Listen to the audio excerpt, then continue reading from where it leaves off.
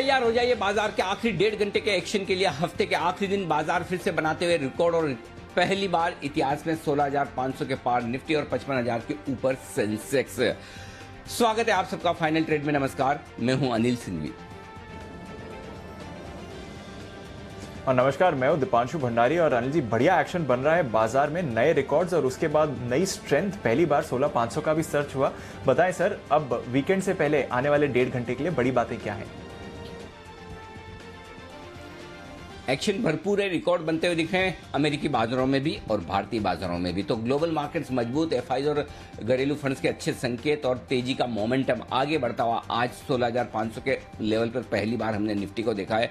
55,300 के पार पहली बार हमने सेंसेक्स को निकलते हुए देखा है। नए रिकॉर्ड्स बने हैं। बैंक निफ्टी भी 36,000 के ऊपर टिके रहने की कोशिश करता हुआ 100 अंक चढ़कर मजबूती के साथ। आईटी इंडेक्स से आज का स्टार परफॉर्मर और सबसे ज्यादा तेजी यहीं से बनती दिखी है। सोच सकते हैं आप, टीसीएस जैसा स्टॉक 3.5% मजबूत हो बाजार का दिग्गज, और ये निफ्टी को लाइफ हाई पर पहुंचाने में मदद करता हुआ। FMCG, infra, private banks, financial services शेयरों में आज अच्छी मजबूती है। तो मेटल शेयर जो कल के स्टार परफॉर्मर थे, आज प्रॉफिट बुकिंग आती दिख रही है। रियल एस्टेट शेयरों में भी थोड़ा दबाव है। सरकारी कंपनियों के शेयर है नीचे, 0.5% इंडेक्स इनका आपको नीचे नजर आएगा। ग्लोबल संकेत मिले जुले, रोज ऐसा ही होता है कि डाउ आपको सुस्ती के साथ ट्रेड करते हुए दिखता है और अमेरिका में पिछले 3 दिनों से लगातार हाइज बनते हुए दिख रहे हैं। आज फिर से डाउ फ्यूचर्स हल्की सी मजबूती के साथ 20 पॉइंट ऊपर आपको नजर आएगा। यूरोप के बाजार 1/4% मजबूती के साथ कारोबार करते हुए दिख रहे हैं। ये है आपके लिए आज के सारे बड़े ट्रिगर्स। जी दीप। बिल्कुल सर, और भरपूर एक्शन बनते हुए दिख रहा है सर, और सारे दिग्गज पार्टिसिपेट कर रहे हैं। हालांकि बैंक निफ्टी में थोड़ी सुस्ती है निफ्टी के मुकाबले अगर आप देखें, बट दिग्गजों का पार्टिसिपेशन देखिए सर। टीसीएस, एलएनटी, एचसीएल टेक, इन्फोसिस, एचडीएफसी बैंक और एचडीएफसी लिमिटेड, आईटीसी, एचयूएल, रिलायंस इंडस्ट्रीज। तो अक्रॉस द बोर्ड किसी भी सेक्टर को अगर आप ले लें तो जो निफ्टी का दिग्गज है वो बढ़िया परफॉर्मेंस दिखाते हुए दिख रहा है सर। क्या समझे यहां से? दीप, इसमें कोई डाउट नहीं कि खरीदारी जबरदस्त है, दमदार है और इंडेक्स बेहद मजबूत है। हालांकि जो सुबह जितनी मजबूती ब्रॉडर मार्केट में थी उतनी अभी नहीं दिख रही। थोड़ी बहुत प्रॉफिट बुकिंग स्टॉक्स में आती हुई दिख रही है क्योंकि इंडेक्स हेवीवेट्स ज्यादा मजबूत है, लेकिन वो हमेशा लाइफ टाइम हाई पर आपको दिखेगा भी कि ब्रॉडर मार्केट में थोड़ी बहुत आपको करेक्शन दिखे। और उसकी वजह ये नहीं कि बाजार कमजोर है, उसकी वजह ये होती है कि लाइफ टाइम हाई के आसपास हमेशा आप सेफ और बेहतर स्टॉक्स ढूंढना चाहते हैं, क्वालिटी स्टॉक्स ढूंढना चाहते हैं। और ये बात मैं फंड मैनेजर्स की कर रहा हूँ, एफआईज की कर रहा हूँ, डीआईज की कर रहा हूं। बाकी ट्रेडर्स तो कैश मार्केट के वो स्टॉक्स ढूंढना चाहते हैं जो अब तक ना चले हों, जो आमतौर पर बढ़िया क्वालिटी के नहीं होते हैं, या फिर ऐसे स्टॉक्स ढूंढना चाहते हैं जो कम प्राइस के हों ताकि परसेंटेज में ज्यादा चल जाएं, या फिर कुल मिलाकर जो हाई बीटा मिड कैप और स्मॉल कैप शेयर हों। तो दोनों के पसंद करने के तरीके और स्टॉक्स अलग हैं। तो शायद पब्लिक को वो स्टॉक्स पसंद है जो कम प्राइस के हैं और न चले हों, लेकिन फंड्स को 16,500 की निफ्टी पर अगर इन्वेस्ट करना है और उनका मैंडेट ये है कि आपके पास जो पैसा इन्वेस्टर्स दे रहे हैं उसे आपको पैसा इसको बाजार में लगाना ही है, तो फिर वो ये प्रीफर करते हैं कि सेफ्टी कहाँ है। आप शायद कोई एक मिड कैप और स्मॉल कैप शेयर खरीद कर गलत नहीं होना चाहते, लेकिन अगर टीसीएस या रिलायंस आपने ऊंचे दामों पर ले भी लिया तब भी आपके लिए वो एक सेफ्टी है कि ठीक है, आज नहीं तो कल कोई चिंता की खास बात नहीं और उस पर ज्यादा सवाल नहीं पूछे जाएंगे। और शायद यही बड़ी वजह है दीप कि आप रिलायंस और टीसीएस जैसे दिग्गजों को बाजार की रैली को लीड करते हुए देख रहे हैं। और मुझे इसमें कोई डाउट नहीं। और इस लिहाज से अगर आप देखें, आपको लग सकता है बढ़ने और गिरने वाले शेयरों की तादाद देखेंगे तो अब धीमे धीमे बढ़ने वाले शेयरों की तादाद कम होती दिख रही है, गिरने वाले शेयर ज्यादा होते दिख रहे हैं। तो ब्रॉडर मार्केट में थोड़ी प्रॉफिट बुकिंग है और ये बाजार की सेहत के लिए अच्छा ही है कि मार्केट लाइफ टाइम हाई पर हो और बाजार में यूफोरिया ना हो, अनाप शनाप तेजी का मूड माहौल ना हो। ये बढ़िया बात है, इसमें कोई खराबी नहीं। हाँ, इसमें तकलीफ, दुख, निराशा इस बात की हो सकती है कि कुछ स्टॉक्स जो आपके पास हैं, आपके पोर्टफोलियो में, अगर वो नहीं चल रहे हैं और मार्केट लाइफ टाइम पे है तो ऐसा लगता है कि हमारे किस काम का। लेकिन ये बात सही है, मार्केट अगर लाइफ टाइम हाई बना रहा है तो आपके आज नहीं तो कल, अभी नहीं तो कुछ देर बाद काम तो आएगा। अगर बाजार मजबूत है, इंडेक्स मजबूत है, तो वो पूरे मार्केट के लिए, देखिए वो सीधी सी बात है दीप, राजा मजबूत है तो प्रजा मजबूत है, राजा ही कमजोर है तो प्रजा क्या कर लेगी। तो मेरे ख्याल से भले ही निफ्टी और सेंसेक्स लाइफ टाइम हाई बना रहे हो, भले ही 4, 5, 6, 7 स्टॉक से निफ्टी की लाइफ टाइम हाई बने हो, लेकिन फिर भी मार्केट के लिए अच्छा है। रहा सवाल ब्रॉडर मार्केट का, जहां पर उतनी तेजी नहीं है, तो ठीक है, आप अपने स्टॉक सिलेक्शन को थोड़ा सा ठीक कर लें। दूसरी बात, पोजीशंस जो लगातार हम कह रहे हैं पिछले हफ्ते भर से, अब आपको थोड़ी सी लिमिट में रखनी चाहिए। बाकी कहीं कोई बाजार में दिक्कत नहीं। और मिड कैप स्मॉल कैप शेयरों में भी अगर आप पिछले हफ्ते में कुछ लेकर फंसे हैं, इस हफ्ते के करेक्शन में कहीं अटके हैं, तो बाजार आपको सारे मौके बराबर दे रहा है। लगभग सारे मिड कैप शेयरों के भाव अपने हाइस के आसपास फिर से आते हुए दिखते हैं। तो एक बार आप अपने चाहें तो अपनी पोजीशन हल्की करें, फिर से निचले स्तरों का इंतजार करें। एक तरफा तेजी से आपको दोनों तरफ ट्रेड करने के मौके ढूंढने और समझने और करने आने चाहिए। ये बाजार का मंत्र है जो साफ तौर पर आपको ब्रॉडर मार्केट के मूड और माहौल से दिख रहा है। हेडलाइन इंडेक्स निफ्टी सेंसेक्स कहीं कोई दूर दूर तक दिक्कत नहीं। जी दीप। बिल्कुल सर, तो अब लार्ज कैप्स में थोड़ी सेफ्टी ज्यादा है, ब्रॉडर मार्केट्स में मुनाफा वसूली हो रही है, बट बाजार का एक्शन आपको भरपूर आते हुए दिखेगा। चलिए फिर जानते हैं कौन से स्टॉक्स आज खबरों के दम पर एक्शन दिखा रहे हैं और साथ ही आने वाले दिनों के लिए कुछ अहम इवेंट्स। मानसी और वरुण दोनों हमारे साथ तैयार हैं। मानसी, गुड आफ्टरनून, बताएं कौन से इवेंट्स पर है नजर। Good afternoon Deepanshu. सोमवार तक के ट्रिगर्स बताने जा रही हूँ। आज तो नंबर्स हैं ही। ग्रासिम, ओएनजीसी निफ्टी स्पेस में, पेट्रोनेट, एलएनजी, सन टीवी, ग्लेनमार्क फार्मा, अपोलो हॉस्पिटल, आईजीएल, जीएमआर इंफ्रा, ये तमाम नंबर्स पर फोकस है। बजाज हेल्थ केयर शेयर विभाजन पर बोर्ड बैठक कर रहे हैं और स्टार सीमेंट बाईबैक पर विचार करने वाले हैं। सोवरिन गोल्ड बॉन्ड स्कीम की 5वीं किश्त आज बंद हो जाएगी। कल शनिवार के दिन वायदा बाजार में Amara Raja, Vodafone idea, info as के नंबर्स होंगे। और आपको बता दें कि कल के बाद जो मेजर नंबर्स हैं Q1 FY22 के रिजल्ट सीजन जो है वो ऑलमोस्ट खत्म होने जा रहा है। स्पोर्ट किंग इंडिया नतीजों के साथ बोनस शेयर पर विचार करेंगे। ये 15 अगस्त के दिन यानी रविवार के दिन देश 75वां स्वतंत्रता दिवस मनाने जा रहा है। इसी दिन मैकडोवेल होल्डिंग्स के नतीजे आएंगे।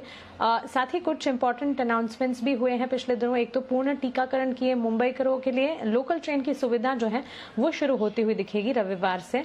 महाराष्ट्र में होटल, रेस्टोरेंट, जिम, मॉल रात 10 बजे तक खुलने की अनुमति जो मिली है वो भी 15 अगस्त से लागू होती हुई दिखेगी। 16 अगस्त के दिन यानी कि सोमवार के दिन अगेन आईपीओज हैं।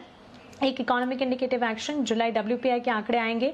दिव्यानी इंटरनेशनल IPO की लिस्टिंग होने वाली है। एक्सारो टाइल्स की लिस्टिंग होने वाली है। अंजनी पोर्टलैंड पर फोकस रखें, नतीजे आएंगे और साथ ही QIP के जरिए पूंजी जुटाने को लेकर कंपनी सोच विचार करेगी। और एयरलाइन की क्षमता जो है वो बढ़ने वाली है और ये सोमवार से बढ़ती दिखेगी। 65% से क्षमता बढ़कर 72.5% होती हुई हम देखेंगे, तो जिसके चलते एविएशन स्टॉक्स पर फोकस रहेगा। बिल्कुल, तो काफी इवेंट पैक्ड आने वाले दिन हैं। हालांकि नतीजे कम हो रहे हैं बट ढेरों और इवेंट्स हैं उसके अलावा। पर आइए आज की जो खबरें रही हैं, कुछ नतीजे रहे हैं, उनके बारे में भी जाने वरुण के साथ। Varun, good afternoon. Good afternoon Deep. तो देखिए, सबसे पहले हमने आपको काफी सारी खबरें बताई, उसमें पेपर स्टॉक्स को लेकर खबर बताई कि नोटिफिकेशन जारी हो चुका है। सरकार ने प्लास्टिक वेस्ट मैनेजमेंट के नियम जो है उसका नोटिफिकेशन जारी है। सिंगल यूज प्लास्टिक के इस्तेमाल पर नोटिफाई कर दी है। 1 जुलाई जो है ये वो तारीख है। इसका इम्पैक्ट अक्रॉस पेपर स्टॉक आपको देखने मिला है। HAL या HL, BL जितने भी डिफेंस काउंटर्स है वहाँ पे आपको अच्छी खासी तेजी देखने मिल रही है, क्योंकि यहाँ पे भी नोटिफिकेशन जारी हो चुका है। एसेंशियल डिफेंस सर्विसेज एक्ट 2021 को राष्ट्रपति की मंजूरी मिल चुकी है और कानून मंत्रालय ने नोटिफिकेशन जो है वो जारी किया है। इसका इम्पैक्ट आपको अक्रॉस जितने भी डिफेंस स्टॉक्स है वहाँ देखने मिल रहा है। भारतीय एयरटेल स्पेक्ट्रम ट्रांसफर के तहत 1000 करोड़ इस कंपनी को मिल चुके हैं। जियो से स्पेक्ट्रम ट्रांसफर के तहत मिले हैं ये पैसे।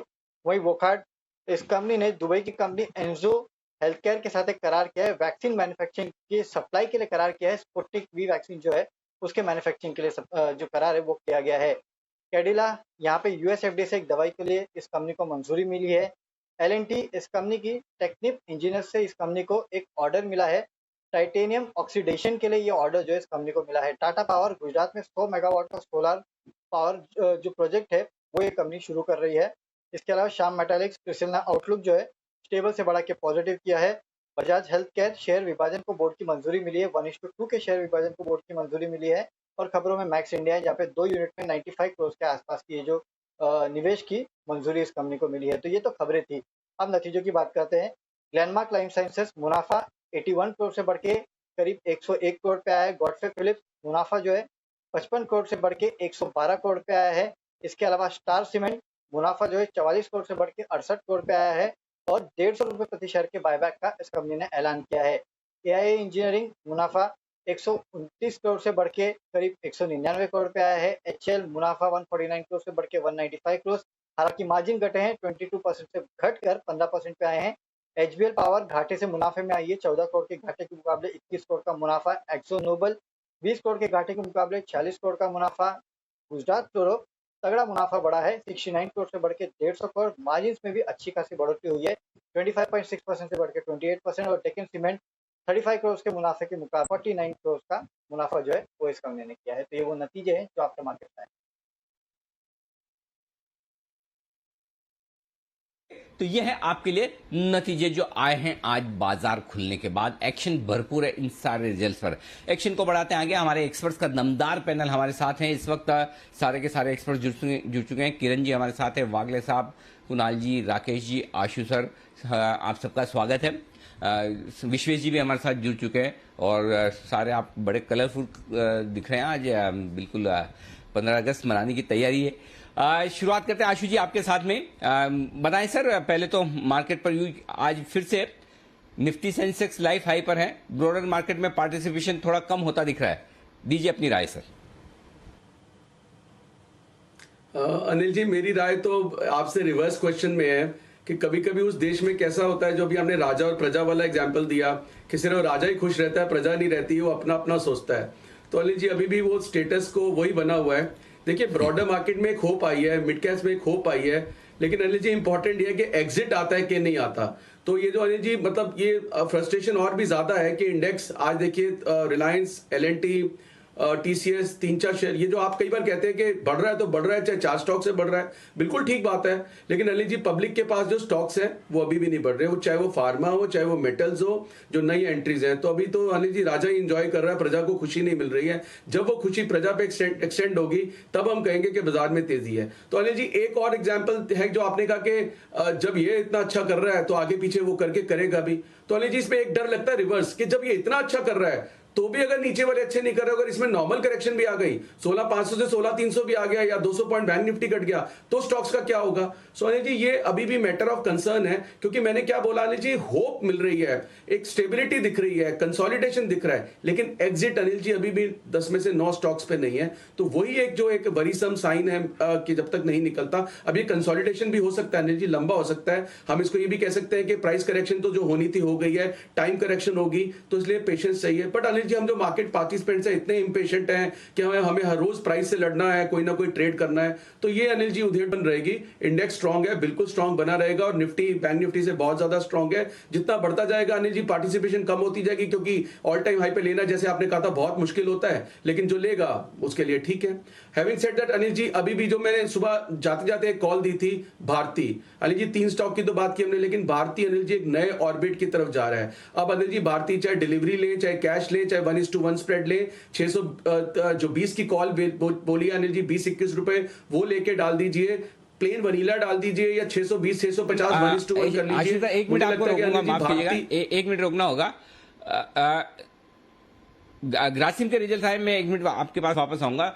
ग्रासिम के रिजल्ट आपकी स्क्रीन पर फ्लैश होते हुए दिख रहे हैं। 482 करोड़ का स्टैंड अलोन मुनाफा आता हुआ दिख रहा है। ग्रासिम के रिजल्ट आपकी स्क्रीन पर, कुणाल जी चार्ट तैयार रखे, मैं नतीजे पढ़ रहा हूं। 314 करोड़ रुपए का हमारा अनुमान था, उसके मुकाबले में 482 करोड़, तो पहली नजर में मुनाफे का आंकड़ा अनुमान से बेहतर नजर आ रहा है। तो काफी बेहतर नतीजे नजर आ रहे हैं, कम से कम पहली नजर में। घाटे से मुनाफे में आती हुई दिख रही है ग्रासिम। तो पहला रिजल्ट आपकी स्क्रीन पर फ्लैश होता हुआ, ग्रासिम का आंकड़ा, मुनाफे का दमदार आंकड़ा। स्टॉक 25 रुपए ऊपर ट्रेड करता हुआ दिखेगा इस वक्त आपको। यह है ग्रासिम के रिजल्ट्स आपकी स्क्रीन पर फ्लैश होते हुए दिख रहे हैं। बाकी रिजल्ट्स में मैं आपके सामने रखूंगा कि क्या कुछ रिजल्ट्स आ रहे हैं, लेकिन ग्रासिम ने अपने दमदार रिजल्ट्स पेश किए हैं, ये साफ दिख रहा है। डिटेल में देखना होगा ऑपरेशनल फ्रंट पर किस तरह के रिजल्ट्स हैं, लेकिन 215 करोड़ रुपए के घाटे के सामने आपके लिए 482 करोड़ का मुनाफा आता दिख रहा है। कामकाजी मुनाफा हमारा अनुमान ये 660 करोड़ रुपए के आसपास रहेगा, देखते हैं किस तरह का आता है। और मार्जिन्स का हमारा जो अनुमान है वो 17% का है।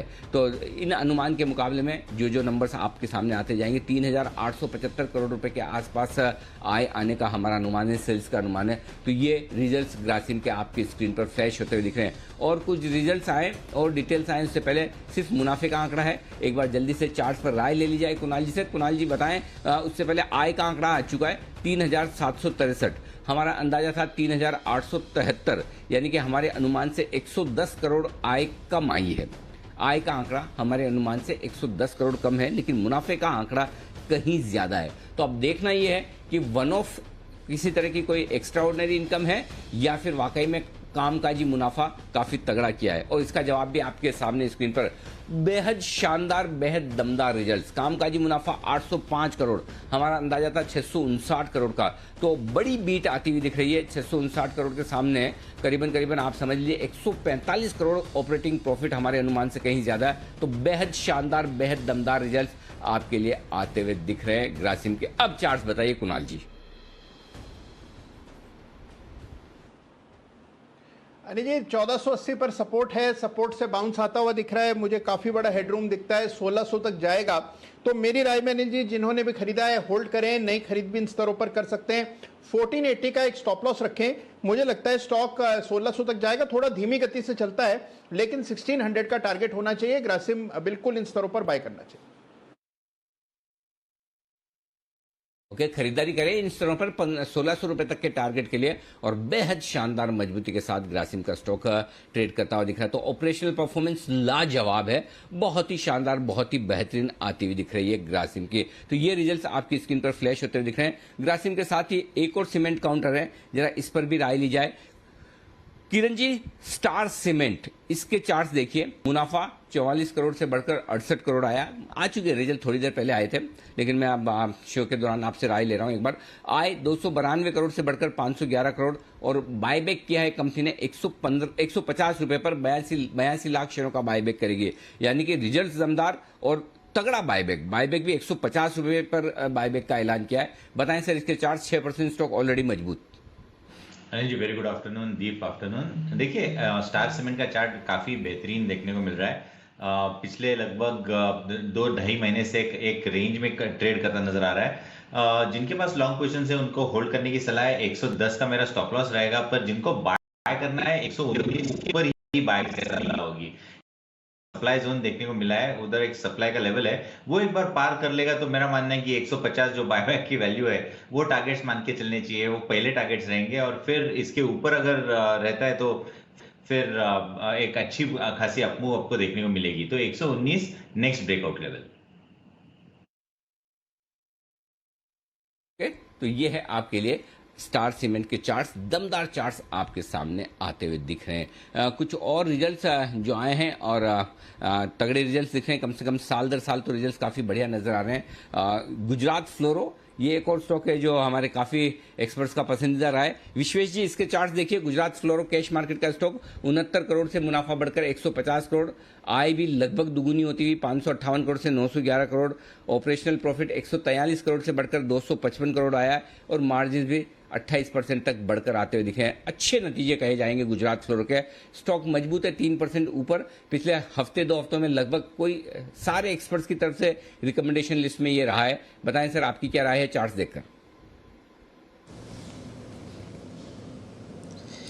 Good afternoon Anil ji, good afternoon Deepanshu. देखिए मेरा ये मानना है कि ये जो सारे केमिकल के स्टॉक्स है इनमें एक जो डिक्लाइन आता है वो डिक्लाइन में बाइंग अपॉर्चुनिटी होती है। अगर आप देखेंगे तो 3 दिन पहले 1480 तक आया था और अभी ऑलमोस्ट 1780 तक हो गया, तो 300 पॉइंट का बाउंस है। मुझे लग रहा है कि यहाँ से 1960 तक का हेडरूम है अपसाइड में। फॉर एनी डिक्लाइन अगर आता है 1700 की ओर तो मेरे हिसाब से 1660 के स्टॉप लॉस से खरीदना चाहिए। मेरे हिसाब से 1960 तक के लेवल्स बन रहे गुजरात फ्लोरोकेम में।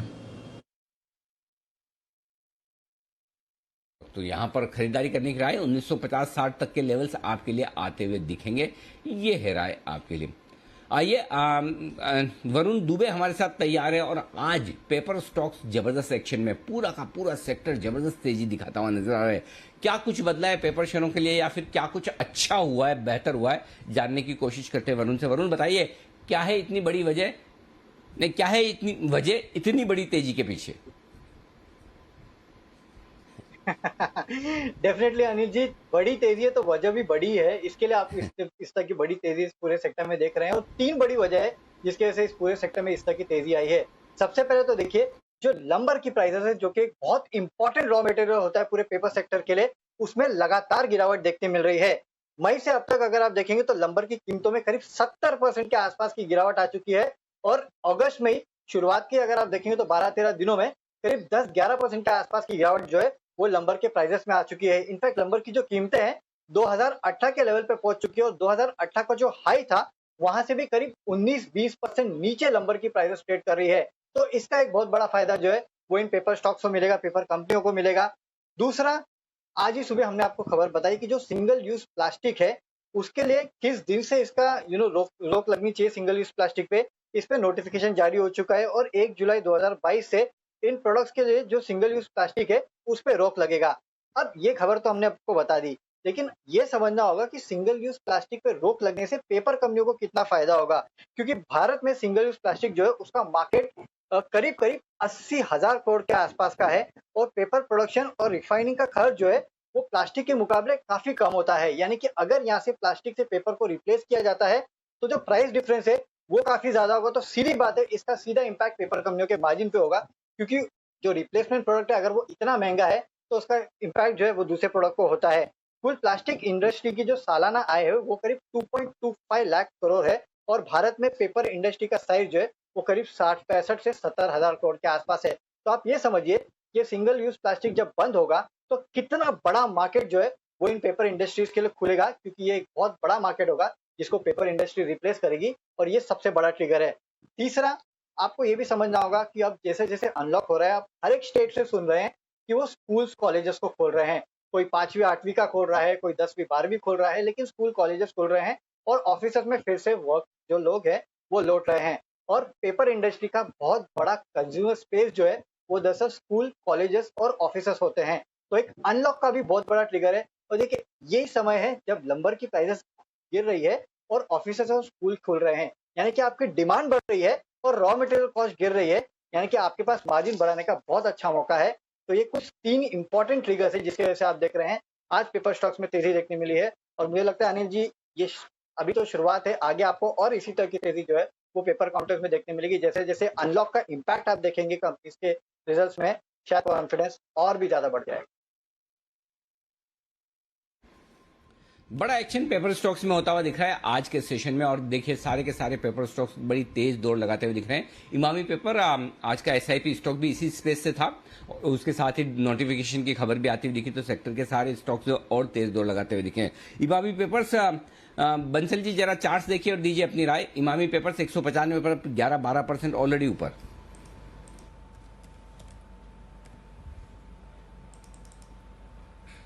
अनिल जी बेहतरीन टेक्निकल स्ट्रक्चर है, नीचे से एक अच्छा रिवर्सल बना हुआ है और खास बात क्या है कि नीचे में 170 के अराउंड काफी स्ट्रॉन्ग सपोर्ट है। ऊपर में 209 के लेवल्स टेस्ट करने के बाद थोड़ा सा नीचे आया हुआ है, तो जिनके पास है होल्ड करे और करेक्शन पर अगर ये स्टॉक मतलब कि 184 185 के अराउंड मिल जाए तो वो अच्छे स्तर है इसको बाय एंड होल्ड करने के लिए। ब्रेकआउट इसके अंदर ऑलरेडी हुआ है, तो करेक्शंस पर खरीदारी की राय है इमामी पेपर में। ओके, इमामी पेपर्स में करेक्शन में करें खरीदारी, ये है राय आपके लिए बंसल जी की तरफ से आती हुई दिख रही है। स्टॉक जबरदस्त एक्शन में 209.10 को पार करने के बाद और तेजी बढ़ती हुई नजर आएगी। आइए क्लोजिंग शो का पहला बिगुल विश्वेश जी के लिए तैयार है। विश्वेश जी, विश्वेश का विशेष।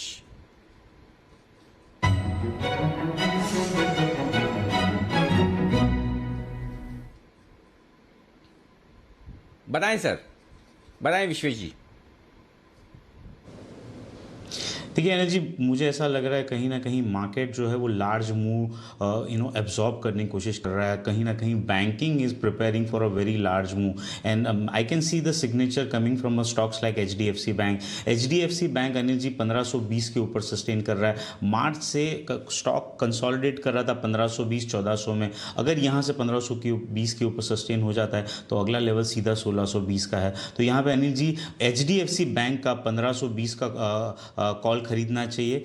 20 रुपए के आसपास उसका प्राइस चल रहा है। 16 रुपए का स्टॉप लॉस रखिए और अनिल जी जिस हिसाब से मार्केट मूवमेंट है मुझे लग रहा है 32 तक के टारगेट हो सकते हैं। कहीं ना कहीं देखिए अनिल जी, मुझे ऐसा लगता है कि HDFC बैंक जितने बड़े कंसोलिडेशन से निकल रहा है, similar thing is happening in a bank Nifty. मुझे लगता है 36,500 37,000 के पहले बैंक निफ्टी नहीं रुकना चाहिए। तो थोड़ा बहुत जो इंट्राडे पुल बैक आता है मेरे हिसाब से it is a very very good opportunity to enter for a trading. Okay, तो ये है आपके लिए HDFC बैंक खरीदारी की राय। ऑप्शंस के जरिए करें ट्रेड। 1530 का कॉल खरीदना है आपको, यहां से आपको बड़ी मूव आती हुई दिख सकती है और HDFC बैंक अगर परफॉर्म करेगा तो बैंक निफ्टी में भी आएगा एक्शन। पर पेपर स्टॉक्स आज सुबह से हम बात कर रहे हैं और आज 3 पेपर कंपनीज के नतीजे भी आ रहे हैं। उनमें से एक आपके सामने है वेस्ट कोस्ट पेपर, घाटे से मुनाफे में आपको आती हुई दिख रही है इस समय कंपनी। नजर रखिए, बढ़िया नतीजे आते हुए दिखे हैं। 48 करोड़ के घाटे के मुकाबले आपको 39 करोड़ का मुनाफा आते हुए दिखा है। तो जबरदस्त परफॉर्मेंस वहां पर YOY बेसिस पर अगर आप यहां पर कंपैरिजन लेंगे। साथ ही आय की बात करें तो 302 करोड़ से बढ़कर आय 538 करोड़ की आपको आती हुई दिख रही है। तो आय में भी शानदार बढ़त आपको दिखी है। वेस्ट कोस्ट पेपर, कुणाल जी जरा चार्ट पर राय दें अपनी।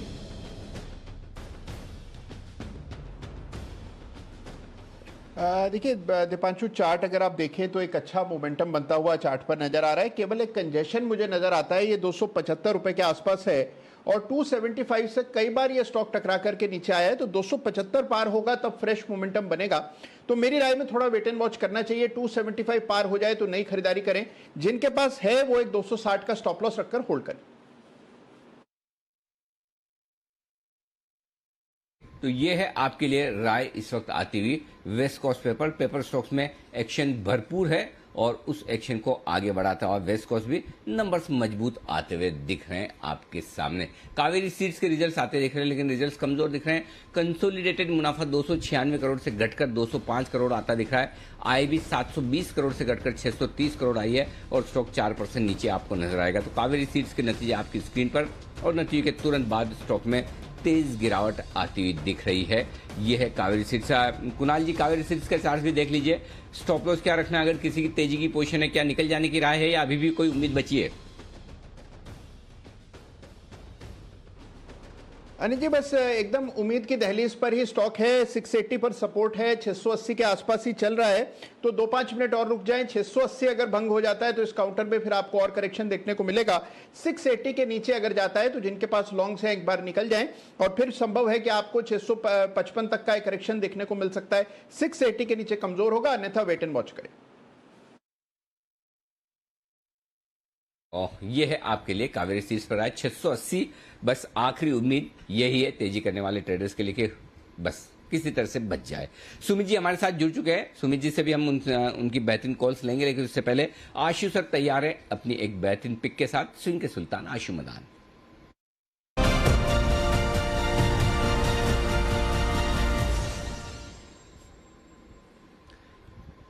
बताएं आशु सर। अनिल जी, एक फार्मा स्टॉक है जिसमें कुछ ट्रैक्शन नजर आ रही है और कुछ उसमें एक्शन हो सकता है। तो अनिल जी, कैडिला की 550 रुपए की इन द मनी कॉल लेनी है। 21 रुपए का भाव चल रहा है। कैडिला का फ्यूचर चल रहा है 561.62 के रेट पे और कैडिला की 550 की कॉल अनिल जी 21 रुपए पे लेनी है और 580 की एक बेचनी है। 1:1 का स्प्रेड बनाना है अनिल जी। कॉस्ट होगी 12-13 रुपए। 12-13 रुपए मीन्स 562-63 रुपए, ऑलमोस्ट वही भाव फ्यूचर का है। और अनिल जी अगले 5-7-8 दिन के लिए मुझे लगता है कि कैडिला में एक 25-30 रुपए की मूव बन सकती है। अगर कोई टर्न अराउंड दिख रहा है फार्मा के अंदर तो सबसे पहले वो कैडिला में दिख रहा है और स्ट्रेंथ दिखा रहा है। और अनिल जी वो ये मूव ऐसे ही नहीं आती है, मतलब फार्मा में कुछ ना कुछ जरूर है, कोई अप्रूवल या कुछ ऐसी चीज होगी। तो उसके चलते मुझे लगता है अनिल जी एक लिमिटेड रिस्क से कैडिला में 1:1 का स्प्रेड बनाना चाहिए। 550 की एक कॉल लेनी है, 580 की एक ही बेचनी है अनिल जी। ओके तो चलिए, आप तो दो ना बेचे कॉल, वही हम समझ लेते हैं कि उसी में हम तो बुलिश मान लेते हैं आपको कि कम से कम एक कॉल के सामने एक ही कॉल बेचे, नहीं तो मूड खराब हो आशु जी का तो एक कॉल के सामने 2-3 कितनी बेच डाले भरोसा नहीं। लेकिन फिलहाल केडिला का 550 का कॉल खरीदने की राय है और 580 का बेचने की राय है। स्प्रेड बनाकर ट्रेड करें इस मार्केट में, ये आपके लिए ज्यादा ठीक रहेगा। Waste life development, Bansal ji और बंसल जी के कई सारे और ऐसे लोग हैं जिन्होंने कम उपयोग किया है मैकडोनल्ड्स का, बर्गर्स का, फ्रेंच फ्राइज का, उसका असर दिख रहा है वेस्ट लाइफ के घाटे में। 33 करोड़ का घाटा आता हुआ दिखा है। इस वक्त कंपनी के नतीजे आपकी स्क्रीन पर फ्लैश होते हुए दिख रहे हैं। हालांकि घाटा घटा है 61 करोड़ से घटकर 33 करोड़, लेकिन लॉस तो लॉस है, फिर भी लॉस है। ये है आपके लिए वेस्ट लाइफ डेवलपमेंट के नतीजे। 515 रुपए के आसपास स्टॉक ट्रेड करता हुआ दिख रहा है। KRBL के भी नतीजे थोड़ी देर में हम आपके सामने रखेंगे, उसके भी नतीजे आते दिख रहे हैं। चावल बनाने वाली कंपनी ये इसके भी नतीजे आ रहे हैं। तो वेस्ट लाइफ डेवलपमेंट के नतीजे थोड़े कमज़ोर दिख रहे हैं। रिलीफ लेना चाहें तो ये ले सकते हैं कि रिजल्ट लॉस कम हुआ है, लेकिन लॉस तो लॉस है ही, इसमें कोई डाउट नहीं है। 515 रुपए के आसपास ये स्टॉक ट्रेड करता हुआ दिख रहा है इस वक्त। तो हल्के फुल्के कमज़ोर नतीजे आपके लिए वेस्ट लाइफ के। आइए बढ़ते हैं आगे और एक इंटरेस्टिंग और बेहतरीन बड़ी खबर की तरफ बढ़ते हैं आगे। पीएनबी हाउसिंग फाइनेंस को लेकर जो मामला है वो बड़ा पेचीदा होता दिख रहा है। एक के बाद एक कई सारी बातें उसमें चल रही है। मामला सेट तक भी पहुंचा है, सेट में भी सुनवाई हुई है, काफ़ी कुछ वहाँ पर डेवलपमेंट होते हुए दिख रहे हैं। लेकिन अब फाइनली बात ये हो रही है कि अल्टीमेटली प्रेफरेंशियल अलॉटमेंट और ये जो सारी चीज़ें इसमें, या फिर जिस तरह से अगर कंपनी अपने QIP करना चाहती है, प्रेफरेंशियल अलॉटमेंट करना चाहती है, इनकी प्राइसिंग कैसे की जाए, इस प्राइसिंग को लेकर कुछ न कुछ फॉर्मूला निकालने की बात चल रही है। पूरे मामले पर गहरी पकड़ और नजर रखते हैं हमारे संवाददाता ब्रजेश मिश्रा। ब्रजेश, बताइए क्या कुछ हो रहा है और सेबी किस तरह के विचार कर रही है, किस तरह के फॉर्मूला बनाने पर, बदलाव करने पर विचार कर रही है? बिल्कुल, ये जो खास फोकस की बात पर है कि जो प्रेफरेंशियल इश्यूज आते हैं उनमें किस तरह का बदलाव किया जाए। तो जो चर्चा है वो 3 चीज़ों को लेकर के है। सबसे पहला ये है कि क्या जो प्राइसिंग का तरीका है इसमें बदलाव करने की ज़रूरत है क्या, क्योंकि अभी जो नियम कहता है कि 26 हफ्ते के हाई लो का वॉल्यूम वेटेड एवरेज निकाला जाता है या 2 हफ्ते का वॉल्यूम हाई और लो का वॉल्यूम वेटेड एवरेज निकाला जाता है और उसके आधार पर प्राइसिंग जो है तय की जाती है और ये तय होती है रिलेवेंट डेट से। रिलेवेंट डेट क्या होती है कि जो जनरल बॉडी मीटिंग होनी होती है उसके 30 दिन पहले से ये रिलेवेंट डेट तय होती है। तो इस तरह का फॉर्मूला है जो वेल एस्टेब्लिश्ड फॉर्मूला है और उसी के आधार पर अब तक काम चल रहा था। तो अब ये विचार किया जा रहा है कि क्या ये जो 26 हफ्ते की टाइमलाइन होती है क्या इसको कम करने की जरूरत है क्या, या यही ठीक है, या कुछ और सोचा जाए ये टाइमलाइन को लेकर के, कोई और इसमें इसकी मियाद को बदलाव किया जाए, इसमें बदलाव किया जाए। तो एक मुद्दा ये है जिस पर जो है चर्चा की जा रही है कि इसमें किस तरह का बदलाव करने की जरूरत है। दूसरा जो मुद्दा है वो ये है कि जो लॉक इन पीरियड है इसके प्रमोटर्स के लिए इसमें, तो उसमें क्या बदलाव करने की जरूरत है या नहीं है। अभी 3 साल का लॉक इन जो है वो होता है प्रेफरेंशियल इश्यूज में प्रमोटर के लिए, और जो नॉन प्रमोटर है उनके लिए 1 साल का लॉक इन होता है। तो एक इसके बदलाव पर बात हो रही है। तीसरी बात जो हो रही है कि जो रिलेवेंट डेट है, जैसा कि मैंने पहले बताया कि जनरल बॉडी मीटिंग के 30 दिन पहले की तारीख से रिलेवेंट डेट माना जाता है। तो क्या रिलेवेंट डेट की जो मियाद है ये 30 दिन की, इसमें भी किसी तरह का कोई बदलाव करने की जरूरत है। एक ये पहलू है जिस पर विचार हो रहा है। एक और जो बात है कि किन किन तरह के सिक्योरिटीज में प्रेफरेंशियल इशू को लाया जा सकता है, तो ये एक और मुद्दा है कि इसमें और ओपन अप करने की जरूरत है क्या, क्योंकि अभी अगर हम देखते हैं तो ज्यादातर इक्विटी का होता है या फिर वारंट्स का होता है, इसके बियॉन्ड ज्यादा कुछ एक्टिविटीज में नहीं होती। तो कहां और खोला जा सकता है, इस पर विचार हो रहा है।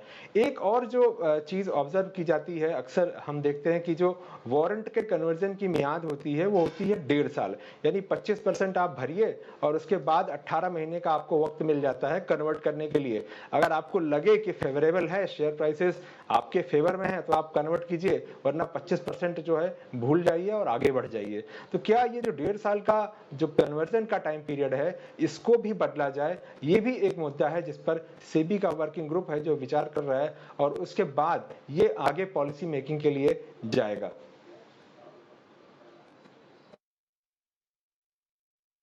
तो ये 3 बड़े मुद्दे हैं जिस पर सेबी विचार कर रहा है, जिससे कि प्रेफरेंशियल अलॉटमेंट आपके लिए सही तरीके से आ पाए। एक तो प्राइसिंग के लिए जो फॉर्मूला है क्या उसमें बदलाव किया जाना चाहिए, क्या दूसरी बात ये कि जो लॉक इन पीरियड है क्या उसमें किसी तरह का बदलाव किया जाए, और साथ ही जो प्राइस डिस्कवरी के लिए डेट्स हैं उस डेट्स की रेंज में क्या किसी तरह का बदलाव किया जाए। तो ये एक टेस्ट केस होता हुआ दिख रहा है। इस टेस्ट केस के बाद पूरी तरह से नए नियम आने की संभावना है। तो ये है आपके लिए बड़ी स्टोरी जो ब्रजेश की तरफ से आती हुई दिख रही है। ब्रजेश, कुछ अंदाजा दे सकते हैं कब तक इस पर एक कोई फाइनल गाइडलाइंस या रिवाइज गाइडलाइंस, फाइनल तो क्या कहेंगे, रिवाइज गाइडलाइंस आ सकती है, कुछ अंदाजा है इसके बारे में?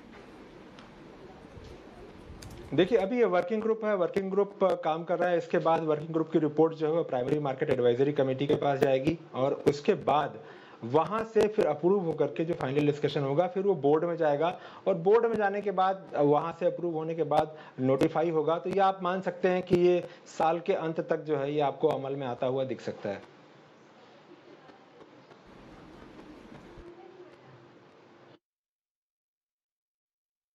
ओके, तो साल के अंत तक आपको इस पर फैसला आते हुए दिख सकता है, बट नजर रखिए बड़ा डेवलपमेंट होगा रेगुलेटर की तरफ से, यहाँ पर जांच की जा रही है, नजर रखेंगे इसके डेवलपमेंट पर।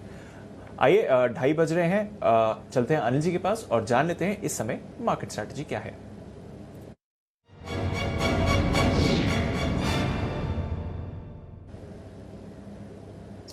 सर ग्लोबल क्यूज तो ठीक ही लग रहे हैं। कल नए रिकॉर्ड्स बनाने के बाद आज भी अगर आप देखें डाउ आपको 50 पॉइंट्स ऊपर ही दिखेगा। कल नीचे से रिकवर होकर बंद हुआ था, हालांकि बहुत ही सीमित दायरे में कारोबार दिखा था, पर आज पॉजिटिविटी है।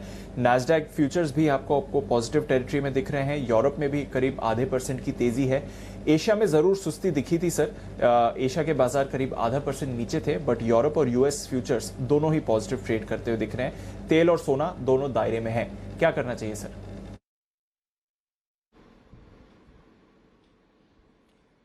दीप, मेरे ख्याल से ऐसे आप डेटा के लिहाज से देखेंगे तो कहीं कोई समस्या नहीं है। मजबूती का मार्केट है। अच्छी बात क्या है मैं बता दूं आपको। पहली चीज तो ये कि बाजार की ट्रेडिंग रेंज ऊपर की तरफ शिफ्ट होती हुई दिख रही है, क्योंकि 16,400 पर हाईएस्ट ओपन इंटरेस्ट पुट में आ चुका है, और वो भी भारी भरकम। लगभग 80 लाख शेयर हैं जो 16,400 के पुट पर हैं, उसमें से 70 लाख शेयर आज ही जुड़े। तो पहली चीज तो ये कि अब आप एक ये कॉन्फिडेंस लेकर चल सकते हैं 16,350 16,400 आपके लिए मजबूत सपोर्ट का काम करेगा सोमवार को और आज भी। तो रिस्क क्या रही? 150 पॉइंट की मैक्सिमम। लाइफ टाइम हाई पर आप हैं, 1% की रिस्क, 150 पॉइंट की रिस्क ज्यादा नहीं होती, वो आपके लिए क्लियर कट है। 16,500 बड़ा लेवल है। 16,500 के पुट पर कॉल्स पर बराबर ओपन इंटरेस्ट है 40 लाख शेयरों का। कॉल्स में हाईएस्ट ओपन इंटरेस्ट भी है 40 लाख शेयरों का। उसके आसपास और उसके ऊपर बंद होने के आसार दिख रहे हैं। तो जाहिर सी बात है कि जिन लेवल पर हाईएस्ट ओपन इंटरेस्ट हो कॉल्स का, उसके आसपास उसके ऊपर आप बंद हो रहे हैं, तो ये बाजार की ताकत दिखाता है। ये दोनों फैक्टर्स बहुत अच्छे हैं, लेकिन क्या 16,500 के आसपास और खरीदारी करनी चाहिए? हो सकता है 25 से 50 पॉइंट की जगह और आज निफ्टी के लिए बची हो, क्योंकि जिन लोगों ने 16,500 के कॉल्स बेचे और उसमें से 22 लाख शेयर तो आज ही बिके, वो कमजोर ट्रेडर्स जो 16,500 के ऊपर की क्लोजिंग देखकर सोमवार के लिए नहीं रखना चाहते, वो खरीदारी करने की कोशिश कर सकते हैं। लेकिन मेरा ये समझना अब थोड़ा सा रिस्की जोन में है निफ्टी फ्रेश एंट्री करने के लिए। फ्रेश एंट्री करने के लिए हल्का करेक्शन मिलेगा तो बेहतर। और ऐसा मैं क्यों कह रहा हूँ वो बताता हूँ। उसकी 2 बड़ी वजह है दीप। एक, सोमवार को आप गैप से खुलेंगे, ये इस बात पर काफी डिपेंड करेगा कि अमेरिका के बाजार मजबूत रहते हैं या नहीं। और 3 दिनों से लगातार रिकॉर्ड हाइज बना रहे हैं डाउ नैस्डैक, तो हो सकता है हफ्ते के आखिरी दिन थोड़ी बहुत प्रॉफिट बुकिंग आए। ये अंदाज की बात है अमेरिका के बाजार मजबूती, लेकिन हो सकता है थोड़ी प्रॉफिट बुकिंग आए उस लिहाज से। और दूसरा, हमारा पुट कॉल रेशियो जो है वो 1.72 पर आ चुका, 1.72, जो कि ओवरबॉट की साइड में। ये 2 संकेत नेगेटिव है, लेकिन इन 2 नेगेटिव संकेतों के बीच में एक संकेत बड़ा इंटरेस्टिंग आता दिख रहा है, जिसका मैंने पिछले 2-3-4 महीनों में कभी जिक्र ही नहीं किया। आज पहली बार कर रहा हूं कई महीनों बाद। और वो दीप वो है निफ्टी और बैंक निफ्टी में डिस्काउंट जो बनता हुआ दिख रहा है फ्यूचर्स में, वो गजब का होता दिख रहा है। निफ्टी 22 पॉइंट डिस्काउंट पर ट्रेड कर रहा है। ये इस बात की ओर इशारा करता है कि मार्केट लाइफ टाइम हाई पर है, 16,500 पर है, उसके बावजूद शॉर्ट्स हैं और वो शॉर्ट्स डिस्काउंट में भी शॉर्ट किए जा रहे हैं। तो ये बाजार को निचले स्तरों पर सपोर्ट देगा। तो इतना लाइफ टाइम हाई पर बेरिश माहौल रखना ठीक नहीं है, वो बाजार के लिए सपोर्ट का काम करेगा। दूसरा, निफ्टी को छोड़ दीजिए, बैंक निफ्टी कल दीप 125 पॉइंट प्रीमियम थी बैंक निफ्टी में, आज वो प्रीमियम घटकर मुश्किल से 10-11 पॉइंट की प्रीमियम रह गई। यानी कि किसी को खरीदना नहीं है, उल्टा ऊपर में शॉर्ट करना है। और बैंक निफ्टी ने तो कोई ऐसा नहीं किया कि वो कोई निफ्टी की तरह बड़े हाइज पे हाइज मार रहा हो। तो मेरे ख्याल से 2 चीजें फेवर में है और 2 चीजें अगेंस्ट में। मार्केट एकदम इवनली बैलेंस्ड है। तो ऐसे में अगर आपको अच्छा मुनाफा हो रहा है, एक काम कर सकते हैं, आज क्लोजिंग में आप प्रॉफिट बुक करके सोमवार के लिए इंतजार कर सकते हैं नीचे के लेवल का, या फिर आप अपनी लॉन्ग पोजीशन को होल्ड करना चाहें, एक पुट ऑप्शन खरीद लें नीचे के लेवल का, जो वाली 16,400 या 16,300 का हो सकता है। जो आपकी लॉन्ग पोजीशन है उसके हिसाब से आपको कौन सा सूट करेगा वो देख सकते हैं। लेकिन ओवरऑल व्यू पॉजिटिव है, ट्रेंड पॉजिटिव है। एंट्री पॉइंट थोड़ा सा ऊपर के लेवल पे नहीं करना है, नीचे आ जाए तो करना है। दोनों तरफ के डेटा बता रहे हैं, थोड़े डेटा पॉजिटिव साइड पे हैं, थोड़े डेटा सावधानी के भी हैं, कमजोरी के नहीं है, सावधानी के। देखिए दोनों में फर्क समझिएगा, एक तो बेचने का डेटा होता है और एक सावधानी का डेटा होता है। तो हायर लेवल पर थोड़ी सावधानी का डेटा बन रहा है, इसका मतलब क्लियर कट है कि कभी भी बाजार में थोड़ा झोंका है, वहां पर आपकी तैयारी रहनी चाहिए खरीदारी की। जैसे कि पिछले हफ्ते, इस हफ्ते, दोनों हफ्ते में एक दिन निफ्टी ने झोंका दिया, उस समय डरना नहीं है, उस समय खरीदने के लिए जगह बना के रखिए। ये निफ्टी के डेटा आपको बता रहे हैं। अब आइए बैंक निफ्टी, फिर से फाइनली 36,000 के ऊपर बंद होने की कोशिश कर रहा है। होता ही ये बैंक निफ्टी 2 दिन 36,000 के नीचे बंद होता है, 2 दिन फिर से 36,000 के ऊपर बंद होने की कोशिश करता है। तो आज फिर से 36,000 के ऊपर बंद होने का समय है। लेकिन बैंक निफ्टी में भी बात वही है दीप कि 36,000 हाईएस्ट ओपन इंटरेस्ट पुट में है, 36,000 हाईएस्ट ओपन इंटरेस्ट कॉल्स में है। अब एक बड़ा बदलाव जो दिख रहा है दीप, वो मैं बताना चाहता हूं निफ्टी और बैंक निफ्टी के डेटा में। निफ्टी के डेटा थोड़े ओवरबॉट होने के संकेत दे रहे हैं, बैंक निफ्टी के डेटा अभी भी ओवरसोल्ड के संकेत दे रहे हैं। तो ये इंटरेस्टिंग है, निफ्टी में दबाकर लॉन्ग पोजीशन बनी है। अब हो सकता नहीं, होगा ही, यहां से बैंक निफ्टी आउट परफॉर्म करेगा। क्यों बताता हूं। 36,000 के कॉल्स पर 20 lakh share, 36,100 14 lakh share, 36,200 13 lakh share, जबकि निफ्टी में पुट ऑप्शन ज्यादा है, बैंक निफ्टी में कॉल ऑप्शन ज्यादा है। तो बैंक निफ्टी में 36,000 के ऊपर की क्लोजिंग, तो बैंक निफ्टी मुझे ऐसा लग रहा है 36,400 36,500 की तरफ जाने की तैयारी कर रहा है। तो अगर इस लेवल पर आपको फ्रेश एंट्री करनी है, खरीदना ही है, तो बहुत दिनों के बाद स्टैंड में चेंज करूंगा कि बैंक निफ्टी में खरीदना चाहिए। Bank Nifty short covering candidate है, निफ्टी थोड़ा सा धीमा पड़ सकता है। In terms of return bank Nifty यहां से बेहतर होगा, ये डेटा सजेस्ट कर रहे हैं। जी दीप। बिल्कुल सर, तो बढ़िया संकेत आप दे रहे हैं। निफ्टी थोड़ा कंसोलिडेट या फिर ऊपर स्तरों पर करेक्ट करेगा, बट बैंक निफ्टी रेडी है आउट परफॉर्म करने के लिए। फिलहाल जैसे आप बात भी कर रहे थे, डेज हाई पर बैंक निफ्टी भी आते हुए इस समय दिख रहा है। अब देखते हैं यहां से कैसी चाल रहेगी बैंक्स की, पर तब तक कुछ नतीजों का इंतजार है, वहां पर नजर डाल लेते हैं। और उससे पहले एक कॉल है सुमित जी की, तो वो ले लेते हैं। बिगुल, सुमित के सुपरहिट।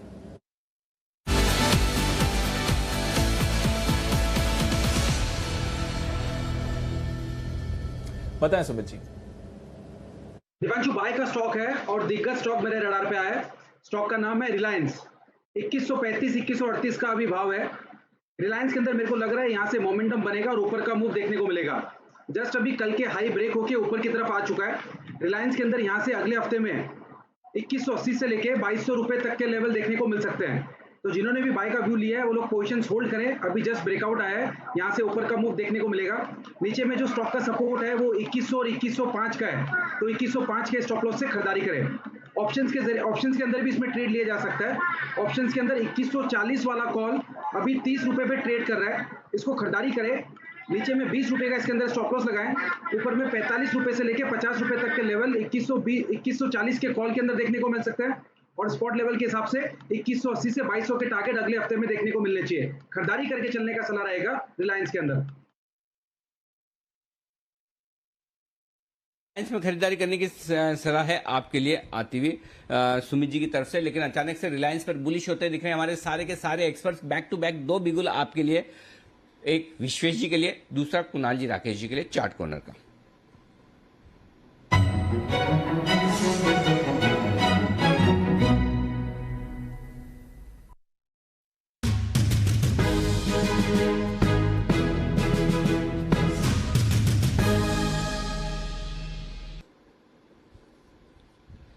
विश्वेश जी कीजिए शुरुआत।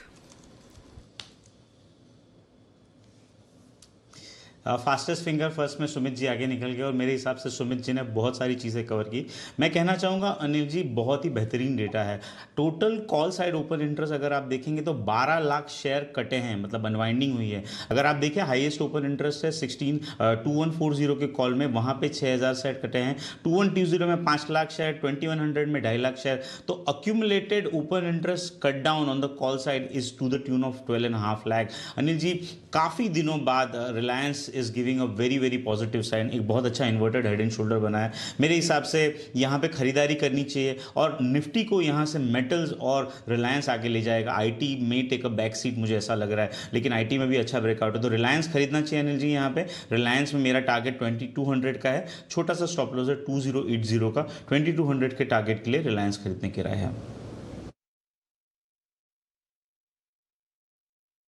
रिलायंस पर बुलिश है। कुणाल जी राकेश जी आपके भी टारगेट्स बताएं रिलायंस के लिए सर। देखिए Anil ji, big daddy ready हैं चलने के लिए। काफी बड़ी कंसोलिडेशन से निकले हैं और मैं, कुणाल जी, विश्वेश जी सब सुमित जी को सपोर्ट कर रहे हैं। तो सुमित जी जो वो लिफाफे देते हैं अनिल जी, मोटे मोटे वाले, वो लिफाफे हमें दिला दीजिएगा। Over to Kunal ji for levels. Anil ji बहुत शानदार ब्रेकआउट है, inverted head and shoulder pattern है, बाय करके चलें। 2120 पर छोटा सा स्टॉप लॉस रख लें और पैटर्न का टारगेट 2240 रुपए का है, तो 2240 यानी कि 100 रुपए की तेजी रिलायंस में मुमकिन दिखाई देती है। और रिलायंस 100 रुपए बढ़ेगा तो अनिल जी आपको बताना है कि फिर निफ्टी कहां जाएगी।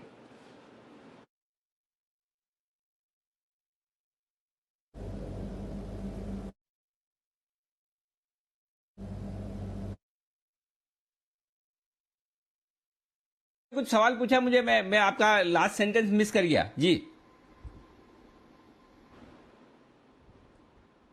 अनिल जी, सवाल आपके लिए है कि 100 रुपए रिलायंस बढ़ने वाला है, और अगर 100 रुपए रिलायंस बढ़ता है तो फिर निफ्टी का क्या होगा अनिल जी? 21,080 हमारे बाजार का टॉप कब कहां कैसे, इस फॉर्मूले के मुताबिक फाइनल टारगेट 21,080 का है निफ्टी पर। अब ये मत बोलना कि रिलायंस 100 रुपए बढ़ने पर 21,080 निफ्टी हो जाएगा, ऐसा नहीं है लेकिन होगा जरूर। तो और एक चीज और बताऊं मैं आपको, बहुत इंटरेस्टिंग और हो सकता है हम सोमवार को ये एक स्पेशल शो करने की कोशिश भी करें। मैं और दीप सोमवार को स्टूडियो में होंगे। हम फिर से उस फॉर्मूला पर रिविजिट कर रहे हैं जो हमारा बुल मार्केट का टॉप कब कहां कैसे, उसका फॉर्मूला एकदम सही और सटीक जा रहा है। और फॉर्मूले के मुताबिक बॉटम वाला फॉर्मूला परफेक्ट निकला था, टॉप वाला फॉर्मूला भी एकदम परफेक्ट है। तो टॉप वाले फॉर्मूले के मुताबिक शायद 17,250 अगला टारगेट निकल कर आता है। 17,000 प्लस कुछ है, 17,250 या 17,500, मुझे एग्जैक्ट याद नहीं आ रहा। और उसके बाद 19,000 के आसपास और फिर 21,080 फाइनल टारगेट है। तो आप बढ़ाते रहिए, ये 100 रुपए वाले के चक्कर में हम ना पड़े कुणाल जी। बिल्कुल बड़े बड़े टारगेट के लिए आप अपने रिलायंस को बढ़ाते रहें, बाकी काम अपने आप होता रहेगा। और तब तक किरण जी के पास चलते हैं, किरण का कमाल।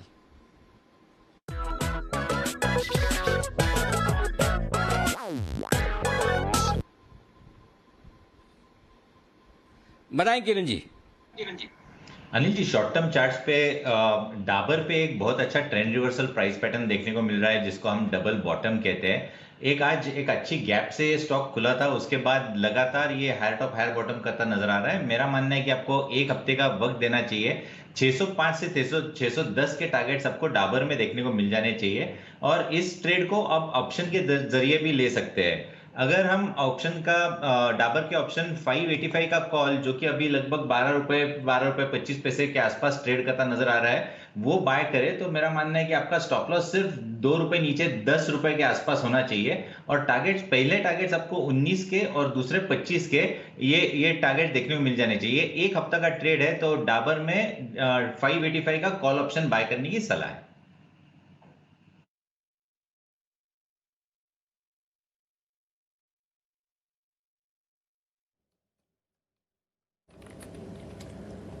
ओके, तो डाबर पर खरीदारी की सलाह है आपके लिए। मूव बढ़िया आ सकता है इस काउंटर पर। कॉल ऑप्शन भी 580 का आप खरीद सकते हैं, या फिर आप डायरेक्ट खरीदारी करिए 605 और 610 के टारगेट्स के लिए। पर एक और काउंटर जहां पर आपको मूव आती हुई दिख रही है और बाजार के रेडार पर लगातार बना हुआ, इसकी कॉन कॉल भी चल रही है। टाटा स्टील कल नतीजे दमदार आते हुए दिखे थे, हालांकि हमारे अनुमान से थोड़े कम रहे, बट ओवरऑल प्रदर्शन अच्छा रहा कंपनी का। घरेलू बाजार में बढ़िया एक्शन आते हुए दिख रहा है टाटा स्टील के परफॉर्मेंस का। तो आगे अहम ट्रिगर्स क्या होंगे नतीजों के साथ, और साथ ही ग्रोथ आउटलुक कैसा है कंपनी का, इन सभी मुद्दों पर हमने कंपनी के सीईओ और एमडी टीवी नरेंद्रन साहब से बात करी। हमारे एग्जीक्यूटिव एडिटर स्वाति खंडेलवाल ने बात करी है। आइए एक झलक देख लेते हैं क्या कहा है उन्होंने। नंबर्स पर आपसे व्यू चाहूंगी, कैसे समराइज करेंगे ये क्वार्टर के नंबर्स, क्या थे highlights? So that way we believe it's been a strong performance despite challenges जो रहा है इंडिया में। लॉकडाउन का इम्पैक्ट तो था, क्योंकि many of our customers were disrupted because of local lockdowns. दूसरा बात ये था कि ऑक्सीजन सप्लाई के कारण हम लोग का भी प्रोडक्शन शायद 3 to 5% lower than what we could have done. Europe में the performance has been decent, but expectation था कि यूरोप का numbers इससे better होगा। पर यूरोप में भी हम लोग का लॉन्ग टर्म कॉन्ट्रैक्ट्स है, अभी बहुत कुछ कॉन्ट्रैक्ट रीनेगोशिएट हुआ है या रिन्यू हुआ है। तो we are expecting that in this quarter Q2 and Q3 you will start seeing the impact of European prices flowing through. So it's been a good quarter and we expect to have a strong Q2 as well. Company के financials पर focus करेंगे sir. Debt repayment आपने किया है about almost 5900 crore का। कितना date इस वक्त है बुक्स पर, क्या है डायरेक्शन आगे? आपका जो ओवरऑल एक चार्ट आपने प्लान आउट किया था to consolidate, to reduce debt further, तो वो हम कहाँ पर देख रहे हैं? आगे क्या गाइडेंस देंगे आप डेट रिडक्शन को लेकर? जरूर, डेट रिडक्शन विल सर्टेनली हम लोग के लिए एक फोकस एरिया है। लास्ट ईयर भी हम लोग बहुत कम किया है, ये साल भी उम्मीद है कि बहुत कम करेंगे हम लोग। मिनिमम तो हम लोग बोले थे $1 बिलियन रिडक्शन पर ईयर, पर उससे ज्यादा जरूर करेंगे हम लोग। And if you see, अभी हम लोग का gross debt is about 84,000 crores and net debt is about 73,000 crores. We will certainly continue to bring it down. हम लोग का net debt to EBITDA is now 1.6. So there's a lot of room to bring down debt further. क्योंकि हम लोग का, if you project our numbers with the capex which we have announced and committed, you will see that there is a lot of room to reduce debt further. We will do that.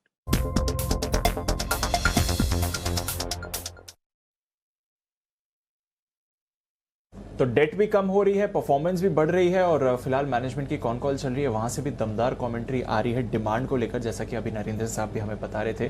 तो अच्छा समय है metal companies के, और Tata steel दिग्गज lead भी कर रहा है। इस समय स्टॉक उतार चढ़ाव थोड़ा दिखा रहा है, बट वैसे बढ़िया अप ट्रेंड में रहा है। काउंटर पर आइए, एक और कॉल विश्वेश जी देना चाह रहे हैं, तो चलते हैं उनके पास। बिगुल विश्वेश के विशेष।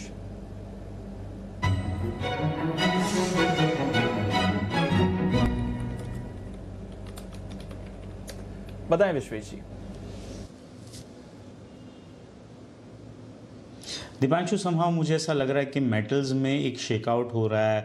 मींस कंसोलिडेशन के बाद stock should have gone higher, लेकिन समहाउ ग्लोबल जो आयरन ऑयल प्राइसेस है उसमें वॉलेटिलिटी की वजह से हमारे यहाँ स्टॉक स्पेसिफिक हम प्रॉफिट बुकिंग देख रहे हैं। तो मेरी ओर से जो व्यू है वो ये है कि metal stock should move higher and should go to very higher level from the current level. So जो अभी स्टॉक मैं रिकमेंड कर रहा हूँ वो है हिंडाल्को, करीबन 440-41 के आसपास चल रहा है। देखिए आज इंट्राडे में 450 जाके नीचे आया और 450 के कॉल में हाईएस्ट ओपन इंटरेस्ट है विच इज 51 लाख, लेकिन अभी 440 के आसपास चल रहा है। और वहां पे अगर आप देखेंगे तो total call side 3 lakh shares का अनवाइंडिंग है, जिसमें भी 440 में 3.5 लाख शेयर का अनवाइंडिंग है। बहुत ही ब्यूटीफुल पैटर्न बना है आर्ली में, जिसे फ्लैग कहते हैं। मुझे ऐसा लग रहा है कि ग्लोबल आयरन और प्राइजेस की वजह से हमारे यहाँ थोड़ी सी वॉलेटिलिटी है, लेकिन ओवरऑल मेटल्स पे बहुत ही स्ट्रांग व्यू है। मुझे लगता है हिंडाल्को खरीदना चाहिए 436 के स्टॉप लॉस के साथ।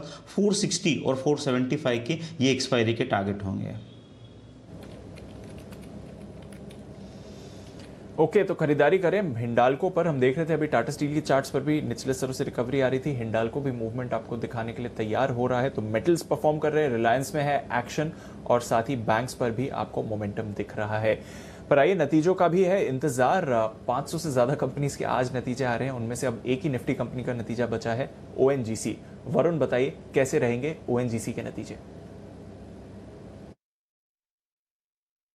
देखिए नतीजे तो ओएनजीसी के अच्छे रहने वाले हैं। क्योंकि नो डाउट लॉकडाउन का थोड़ा बहुत इम्पैक्ट हुआ है इस कंपनी पे भी, लेकिन उसका इम्पैक्ट जो है वो खासकर इस कंपनी के ऑयल कारोबार पे हुआ, गैस पे उतना नहीं हुआ है। तो ऑयल की जो सेल्स है उसमें 4 से 5% के आसपास की गिरावट आएगी, लेकिन कच्चे तेल के जो दाम में बढ़ोतरी हुई है उसके चलते रियलाइजेशन जो ऑयल के हैं वो सुधरेंगे। उसमें करीब 15 से 18% के आसपास की बढ़ोतरी होगी, तो इसका फायदा जो है कंपनी को मिलेगा। रेवेन्यूज 10% बढ़ेंगे, 23,300 करोड़ के आसपास से आ सकते हैं। मार्जिन में बढ़ोतरी होने वाली है क्योंकि एबिटा जो है 16.6% बढ़ेगा। एबिटा मार्जिन 47.8% से बढ़ के 50.6%, यानी कि करीब 2.5-3% के आसपास की बढ़ोतरी जो है कंपनी के एबिटा मार्जिन में होगी। मुनाफा 30% गिरेगा, 4,700 करोड़ पे आएगा। दरअसल बेस क्वार्टर में करीब 2500-2600 करोड़ के आसपास का अतिरिक्त फायदा कंपनी को हुआ था, इसके लिए इस बार जो मुनाफा है उसमें 30% की गिरावट होगी। एडजस्टेड बेसिस पे अगर आप देखेंगे तो मुनाफे में भी बढ़ोतरी ही है। ओके, तो ठीक ठाक रहने चाहिए नतीजे। थोड़ा इम्पैक्ट जरूर देखेंगे आंशिक लॉकडाउन जो हुए थे, बट ओवरऑल ठीक परफॉर्मेंस रहनी चाहिए ओएनजीसी की। देखते हैं अब नतीजों का है इंतजार, किस तरह से कंपनी डिलीवर करेगी या नहीं नतीजों के बेसिस पर। कुछ और स्टॉक्स जहां पर आप मूवमेंट देख रहे हैं, सारे के सारे मेटल काउंटर्स नीचे से रिकवर होकर आपको दिख रहे हैं। टाटा स्टील, सेल, एनएमडीसी, अभी हिंडाल्को पर विश्वेश जी ने कॉल दी। एक कॉल वेदांता पर भी मैं लेना चाहूंगा सुमित जी से, क्योंकि सुमित जी वेदांता भी नीचे से अब मोमेंटम में आ रहा है, 1% ऊपर हुआ है। क्या यहां पर भी कोई ट्रेड बनता है जिस तरह से बाकी मेटल स्टॉक्स में भी एक्शन है? दीपांशु, पूरा मेटल सेक्टर मुझे मजबूत लगता है। मुझे तो लगता है कि आने वाले दिनों में और रैली देखने को मिलेगी। आपका सवाल वेदांता के ऊपर है। वेदांता 330 का लेवल जैसे ही ब्रेक करेगा तो 340 से 350 रुपए तक के लेवल शॉर्ट टर्म में देखने को मिलेंगे। तो मेटल सेक्टर पूरा स्ट्रांग है, डिप्स में खरीदारी करना है और एग्जिस्टिंग पोजीशंस होल्ड रख के चलना है। ओके, तो ये है आपके लिए राय। वेदांता खरीदारी कर सकते हैं, एग्जिस्टिंग पोजीशन है तो होल्ड भी कर सकते हैं, बट सारे मेटल काउंटर्स को देखिए निचले स्तरों से बढ़िया रिकवरी आ रही है। बिल्कुल, अगर आप देखें तो मेटल्स में तो अच्छी तेजी है, लगभग सारे सेक्टर्स बाजार के परफॉर्म कर रहे हैं, पर एक स्पेस जहां पर आपको गिरावट आती हुई दिख रही है वो है फार्मा स्पेस, और कुछ नतीजों का रिएक्शन है, साथ ही कुछ खबरें भी आई हैं जिसकी वजह से दबाव है। आइए चलते हैं देवांशी के पास जानने के लिए कि क्या ऐसे नए ट्रिगर्स आ रहे हैं जिसके लिए फार्मा स्पेस पर थोड़ी चिंता बन सकती है। देवांशी बताइए। बिल्कुल दीपांशु, आज सुबह ही खबर आती हुई दिखी थी कि अब ट्रंप के बाद दूसरे जो यूएस के प्रेसिडेंट हैं यानी कि बाइडेन जी, वो भी यही चाहते हैं कि जो मेडिकल है वो वहाँ पे अफोर्डेबल हो जाए, यानी कि वो चाहते हैं कि जो दवा की प्राइजेस हैं वो बहुत ज़्यादा रफ्तार से ना बढ़े। उनका ये कहना है कि जिस तरह से जिस तेज़ी से प्राइजेस बढ़ते हुए दिख रहे हैं, इस पर फार्मा कंपनीज को रोक लगा देनी चाहिए। इसके साथ ही उनका ये कहना है कि जो महंगाई दर बढ़ती हुई दिख रही है उससे ज़्यादा तेज़ जो मेडिकल प्राइजेस हैं वो बढ़ती हुई नहीं दिखनी चाहिए। स्पेशली जो कॉमन ड्रग्स हैं, जेनरिक्स हैं, जैसे कि डायबिटीज़ की दवा है, कॉमन कोल्ड है, जो रेगुलर दवाएं होती हैं उनकी जो कीमतें हैं वो ज़्यादा तेज़ी से नहीं बढ़नी चाहिए। हालांकि R&D में वो फोकस कर सकते हैं। जो स्पेशलिटी दवा हैं, जो हाई मार्जिन वाली जो दवाएं हैं वहाँ पे अलग बात है, लेकिन जो रेगुलर दवाएं हैं या जेनरिक दवा हैं उनकी जो कीमत है वो हर साल इतनी नहीं बढ़ रही है। इससे पहले भी हमने कई दिन देखे थे, में बात की थी, कैंपेन किए थे। जो मेडिकल्स हैं या जो कंपनीज हैं, फार्मा कंपनीज, उनसे नेगोशिएट भी किया जा सकता है। ये कदम सरकार उठाए तो अच्छा रहेगा, ये फिलहाल बाइडेन साहब कह रहे हैं। लेकिन आप देखिए, इससे जितनी भी यूएस कंपनीज है वहाँ पे तो खतरा हमेशा से बनता हुआ दिख रहा है इस कैंपेन का। भारत की भी अगर बात करते हैं, साथ ही जो इमर्जिंग मार्केट्स की बात करते हैं, तो हम देखते हैं कि कोई ऐसी कंपनीज हैं जो जेनरिक्स बनाती हैं जिसमें हम देखते हैं कि हाई मार्जिन्स होते हैं, वहाँ पे खतरा ज़रूर बनता हुआ दिख सकता है। लेकिन दूसरी तरफ ये हमारे लिए इसलिए भी पॉजिटिव हो सकता है क्योंकि बाइडेन जी ये भी कहते हुए दिख रहे हैं कि अगर ज़रूरत पड़ती है और यूएस में महंगी बनती है ये दवाएं, तो आप इंपोर्ट भी कर सकते हैं। कनाडा है, इंडिया है, और इंडिया में दवाएं सस्ती बनती हैं। प्राइसिंग प्रेशर रहेगा वो अभी भी है, लेकिन अगर हम जो एक्सपोर्ट करते हैं वो इन्हीं मार्जिन्स के आसपास करते हैं, तो ये भारत के लिए वॉल्यूम वाइज थोड़ा सा पॉजिटिव माना जा सकता है। लेकिन जैसे कि हम कहते हैं कि सन फार्मा है, उनके लिए बहुत ज़्यादा नेगेटिव नहीं है। डॉक्टर रेड्डीज, लुपिन, सिप्ला, यहाँ पे थोड़ा सा नेगेटिव इम्पैक्ट ज़रूर इसका आता हुआ दिख सकता है। तो जिस तरह से वो कह रहे हैं कि मेडिकल अब अफोर्डेबल होना चाहिए, ज़्यादा प्राइजेस नहीं बढ़नी चाहिए, और अगर बढ़ती हैं तो इन कंपनीज पर पेनल्टी लगनी चाहिए, तो ये थोड़ा सा खतरा फार्मा कंपनीज के लिए आता हुआ दिख रहा है। जी अच्छा, ये फार्मा शेयरों पे तो ठीक है, आपकी रिसर्च बढ़िया है। देवांशी, मुझे ये बताइए, अमेरिका के जो राष्ट्रपति उनका नाम क्या है? जो बाइडेन है या बाइडेन जी? Joe Biden. जो बाइडेन जी। अगर हम हमारी परंपरा के मुताबिक अगर उन्हें सम्मान देकर बोलेंगे तो जो बाइडेन जी हो जाएगा। जी सर, जो बाइडेन जी। Okay okay. वैसे वो गुजराती में आपके जो बाइडेन का मतलब ये देखो बाइडेन, राइट? वही होता है ना, गुजराती का मतलब तो यही है ना, करेक्ट? क्या सर? चलिए, मैं ये कह रहा हूँ, गुजराती में अगर आप बाइडेन साहब को वो संबोधित करेंगे तो कैसे? जो बाइडेन साहब देखिए, यही बोलेंगे ना, उनका पहला नेम वही होगा, ऐसा तो नहीं बोलेंगे जो बाइडेन। जी सर, बिल्कुल सही। जी बिल्कुल सही है। नहीं, इसका ये मतलब होता है अगर आप गुजराती में बिल्कुल, मुझे इतनी आती है जितनी आती है उतने में बिल्कुल, तो मुझे जितनी आती थी उतनी मैंने इस्तेमाल कर दी। तो ये है देवांशी की फार्मा पर रिसर्च, पूरी की पूरी आपके सामने। आइए बाजार और मजबूती बढ़ाते हुए आखिरी आधे घंटे में जब हम जा रहे हैं तो यहां से और तेजी होती हुई दिख रही है। इस वक्त आप देख सकते हैं 16,525 पर अब आता हुआ निफ्टी और 36,200 के आसपास बैंक निफ्टी पहुंचता हुआ तैयार है। सुमित जी, एक और सुपर रेट के साथ।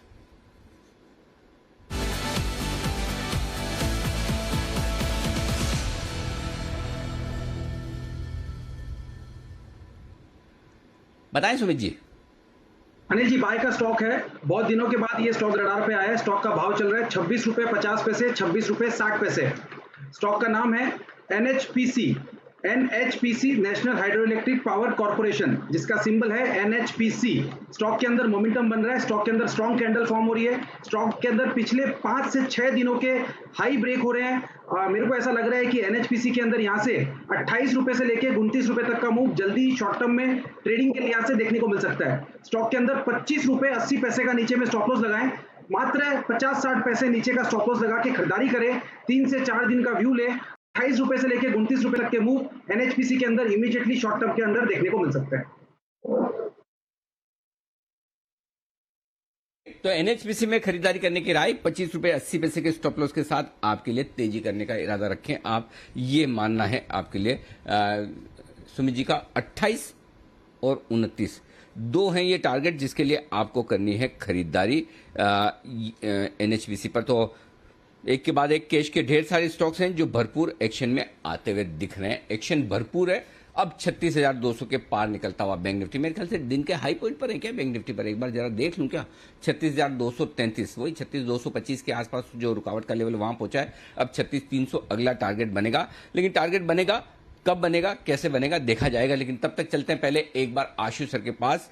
वक्त है स्विंग के सुल्तान आशु मदान से पिक लेने का।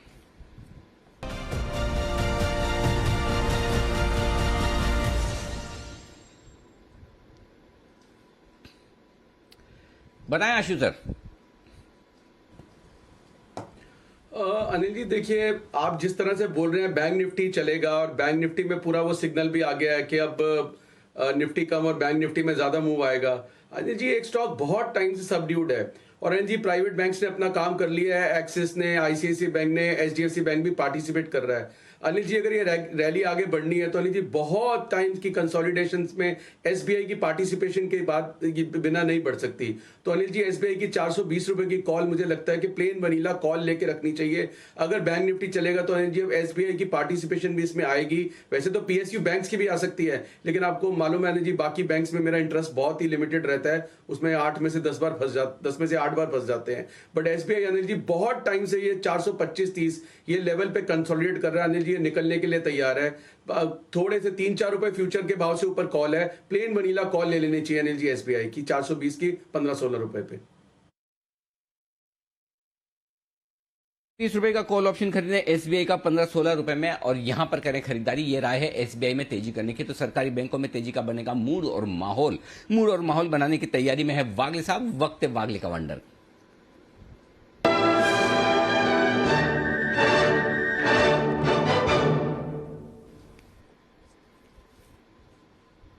जी वागले साहब बताएं सर। अनिल जी टाटा स्टील एक बड़ी वाली ब्रेकआउट की तैयारी कर रहा है, हालांकि थोड़े से लेट हम हो गए, फिर भी मैं कहूंगा 1450-52 के करंट भाव पे बाय करें। नीचे आता है 5-7 रुपए वोलेटिलिटी में ऐड करें। मेरे को 1500 से 1520 तक के लेवल सोमवार को दिखते हैं, और आपका स्टॉप लॉस होना चाहिए 1435 1435।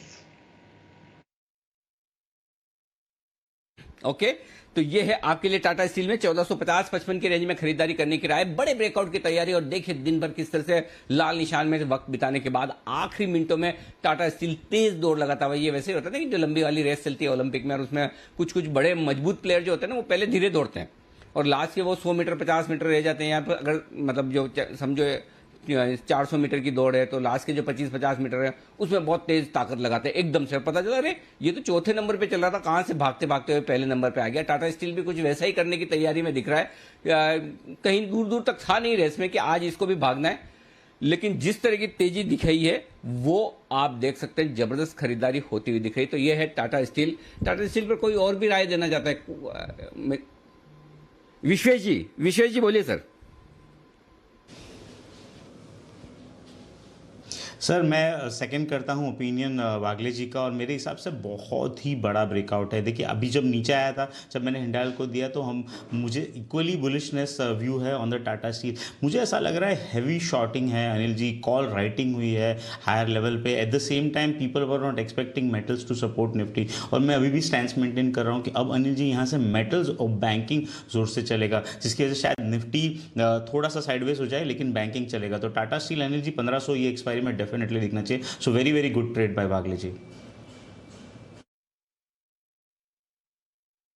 तो टाटा स्टील में वागले साहब का साथ दे रहे हैं विश्वेश जी भी, और यहां से इसमें और तेजी बनने की तैयारी। लेकिन तेजी का फायदा सब उठाते हैं, उठाना भी चाहिए। और ये जो इंफॉर्मेशन है तेजी का फायदा उठाने की, ये विशेष करके आपको समर्पित है। आशु सर जरा ध्यान से सुनिएगा, और हो सकता है सुनते सुनते आपको 2-4 आइडियाज इसमें आ जाए। तो इस तेजी में जो अनाप शनाप हुई है पिछले कुछ दिनों में, पिछले कुछ हफ्तों में, कुछ महीनों में, साल 1.5 साल में, उसका फायदा आपने, हमने, देश के सारे इन्वेस्टर्स ने उठाया, लेकिन इसके साथ साथ ढेर सारे प्रमोटर्स ने भी उठाया। तो तेजी का फायदा उठाकर किन किन प्रमोटर्स ने अपनी हिस्सेदारी की है बाजार में कम, जरा ये जान लीजिए, समझ लीजिए। डेटा के साथ तैयार है वरुण दुबे। वरुण बताइए। डेफिनेटली अनिल जी, पिछले जो तेजी हुई है उसमें जम के बिकवाली की गई है प्रमोटर्स द्वारा, और 130 कंपनियां ऐसी है जिनके प्रमोटर्स ने अपना हिस्सा जो है वो कम किया है। और आप अगर फिगर सुनेंगे तो थोड़ा चौंक जाएंगे, क्यों? पिछले 3 महीनों में ये 130 कंपनियों में करीब 21,000 करोड़ के आसपास की बिकवाली जो है इन प्रमोटर्स ने कर दी, यानी कि भारी भरकम प्रमोटर्स ने अपना स्टेक जो है वो ऑफलोड किया है। इसमें सबसे आगे देखिए HDFC लाइफ है, यहाँ करीब 100 मिलियन स्टॉक जो है वो प्रमोटर्स के द्वारा बेचे गए हैं, और 6,800 करोड़ के आसपास की बिकवाली जो है HDFC लाइफ में की गई है। NMDC में करीब 3,600 करोड़ के आसपास की। कोफोज में आपको याद होगा लगातार प्रमोटर स्टेक बेचते जा रहे थे, और उसमें देखिए करीब 3,200 करोड़ के आसपास की बिकवाली की गई है। TVS मोटर्स में 1,500 करोड़, CG कंज्यूमर्स 1,350 करोड़। तो ये वो तमाम कंपनी है। क्वेस्कॉप में आपको याद होगा कुछ दिनों पहले बिकवाली की गई थी प्रमोटर्स के द्वारा। भारत फोर्ज, GMR इंफ्रा, ये वो तमाम कंपनी है जिनमें प्रमोटर्स ने पिछली तेजी में बिकवाली की। हालांकि ये माना जाता है कि प्रमोटर्स को ऐसा लगता है कि हमारा स्टॉक जो काफी ओवर वैल्यूड है, इसके लिए कहीं ना कहीं प्रमोटर्स बिकवाली करते हैं, लेकिन तब से अब तक देखेंगे तो इन स्टॉक्स में अच्छी खासी रैली भी आ चुकी है। पता नहीं प्रमोटर्स ज्यादा स्मार्ट थे या वो इन्वेस्टर्स ज्यादा स्मार्ट थे जिन्होंने इन स्टॉक्स में खरीदारी की जब प्रमोटर्स ने बिकवाली की। लेकिन एक बात सही है कि इस तेजी में प्रमोटर्स ने अपना स्टेक ऑफलोड किया, और 1-2 कंपनियां नहीं बल्कि 130 कंपनियां हैं जिनमें प्रमोटर्स ने 21,000 करोड़ के आसपास के जो स्टॉक्स है वो बेचे। तो फैसला करवा लेते हैं कौन ज्यादा स्मार्ट है, कौन ज्यादा समझदार है, प्रमोटर्स या फिर जिन फंड ने या जिन इन्वेस्टर्स ने खरीदा है। जजमेंट दे देते हैं। आशु सर दीजिए जजमेंट। अनिल जी ये तो अभी टाइम ही बताएगा, अभी तो मतलब लॉन्ग वे टू गो है। लेकिन मुझे तो लगता है कि अनिल जी बेचने वाला हमेशा ऊपर होता है। मतलब ये तो अनिल जी देखिए, आप जो कहते हैं ना फाइनेंशियल इंडिपेंडेंस में आज भी अनिल जी इंडिपेंडेंट के बाइंग स्टॉक सब बोल रहे हैं कि ये इंडिपेंडेंस डे बाइंग स्टॉक है। मैं तो कह रहा हूँ अनिल जी, जो प्रॉफिट बुक करके जेब में हाथ में आ जाए वो है रियल फाइनेंशियल इंडिपेंडेंस। उसको इंडिपेंडेंस मानना चाहिए जो हाथ में है। नोशनल वाला तो अनिल जी चला जाता है। तो जिसने बेचा अनिल जी मेरे लिए तो वो ऊपर है। अरे सर ऐसा, लेकिन सब बेच देंगे तो फिर मतलब बचेगा क्या आपके पास? मतलब फिर मार्केट लाइफ टाइम हाई पर बनेगा, इतनी तेजी होगी तो कमाएंगे कैसे? नहीं अनिल जी, बहुत दुनिया है, दुनिया बहुत बड़ी है। कोई ना कोई नया क्राउड आता रहता है लेने के लिए, और हर बार अनिल जी नया क्राउड पैसे भी बनाता है। ऐसा नहीं कि आता गलत होता है, पैसे भी बनाता है। बिल्कुल। चलिए बढ़िया है, ये है आपके लिए राय। तो ढेर सारी कंपनियां, इसमें एक ही फंडा है जो समझने वाली बात है, प्रमोटर जो स्टेक बेच रहे हैं वो क्यों बेच रहे हैं, उसका इरादा आपको समझ में आना चाहिए। अगर प्रमोटर सिर्फ और सिर्फ इसलिए बेच रहे हैं कि चलिए मार्केट तेजी के मूड में है, थोड़ी स्टेक बेच लिया जाए, या कुछ उस पैसे का इस्तेमाल फिर से बिजनेस के लिए ही कर रहे हैं या पर्सनल चीज़ों के लिए कर रहे हैं, तो वो चीज़ें आपको अगर समझ कोई प्रमोटर स्टेक बेच कर कह रहे हैं मैं तो प्राइवेट जेट खरीदूंगा, तो समझ लो भाई कि मतलब उसको लग रहा है मेरे शेयर का दाम बहुत ज़्यादा हो गया, इतना बनता नहीं है, थोड़ा बेच लेता हूँ, प्रॉफिट ले लेता हूँ, दूसरी जगह लगाता हूँ। और कोई प्रमोटर अगर वही अपने शेयर बेच के एक्सपांशन प्लान में कहीं डाल रहा है पैसा और प्रोडक्टिव यूज़ कर रहा है, तो इसका मतलब क्लियर कट है कि वो कॉन्फिडेंट है, बुलिश है कि चलिए थोड़ी बहुत स्टेक कम भी हो जाए लेकिन और फ्रेश इक्विटी डालकर बिजनेस में या किसी कुछ और नए बिजनेस किए जाए। वो आपको समझना पड़ेगा कि वो किस वजह से कर रहे हैं, क्या कर रहे हैं, लेकिन उसके बेसिस पर आपको डिसीजन लेना। हिम्मत सिंह का सीड, ओहो क्या रिजल्ट्स हैं। घाटे से मुनाफे में आती हुई दिख रही कंपनी और आय और मुनाफा तगड़ा बढ़ता हुआ आपको नजर आएगा। 140 करोड़ के घाटे के सामने 57 करोड़ का मुनाफा आता हुआ दिख रहा है, 58 करोड़ का मुनाफा आता दिख रहा है। आय तो गजब की बढ़ती हुई दिख रही है, 5% डन फॉर द डे, 5% का ही स्टॉक होगा, नहीं तो अब तक तो इससे ज्यादा बढ़ गया होता। तो हिम्मत सिंह का सीट 180 करोड़ से आय बढ़कर 815 करोड़, 4 गुना से ज्यादा, गजब। इसमें तो लॉस में तो आप गुना भी नहीं लगा सकते, क्योंकि लॉस था, लॉस के सामने मुनाफा आता दिखा है। 85 करोड़ का ईबिटा घाटा था, नेगेटिव था, उसके सामने 158 करोड़ का मुनाफा। कमाल के रिजल्ट्स आते हुए दिख रहे हैं। तो तगड़े रिजल्ट्स हैं आपके लिए, इसमें कोई डाउट नहीं, ये आपको देखना चाहिए। तो बहुत ही तगड़े रिजल्ट्स, और सवाल मैं पूछूंगा नहीं क्योंकि डन फॉर द डे, कोई फायदा नहीं है। तो दीप, बहुत ही तगड़े रिजल्ट्स आते दिख रहे हैं। अनिल जी, हिम्मत सिंह का सीट एसआईपी स्टॉक था सर, 3 मई को आपने बात करी थी, आपको याद होगा सर, अप्रैल मई की तेजी में आपने टेक्सटाइल स्पेस को आइडेंटिफाई किया था कि आगे जाकर ये दमदार परफॉर्मेंस दिखा सकता है। वही नतीजों में भी अभी आ रहा है। 3 मई को 156 के लेवल पर आपने बात किया था, फिलहाल देखिए 265 के लेवल पर है। तो 3 महीनों में दमदार तेजी ये काउंटर दिखाते हुए जो उस समय की आइडेंटिफाइड थीम है, वो इस समय के जो नतीजे आ रहे हैं वहां पर आपको रिएक्शन दिख रहा है। तो हमारा एसआईपी स्टॉक भी था ये अनिल जी, 156 पर 3 मई को आपने रिकमेंड किया था। Okay, perfect. तो एसआईपी स्टॉक यहाँ पर, तो फिर एक काम करते हैं, बड़े चार्ट्स देख लेते हैं। 5% वाला दिन वाला तो छोड़ दीजिए, थोड़े लंबे चार्ट्स देखना। तो किरण जी देखिए ना जरा थोड़े लंबे चार्ट्स के, आज जो इन्वेस्टमेंट के लिए आज से होल्ड करके बैठे हिम्मत सिंह का सीट, क्या रखें टारगेट्स?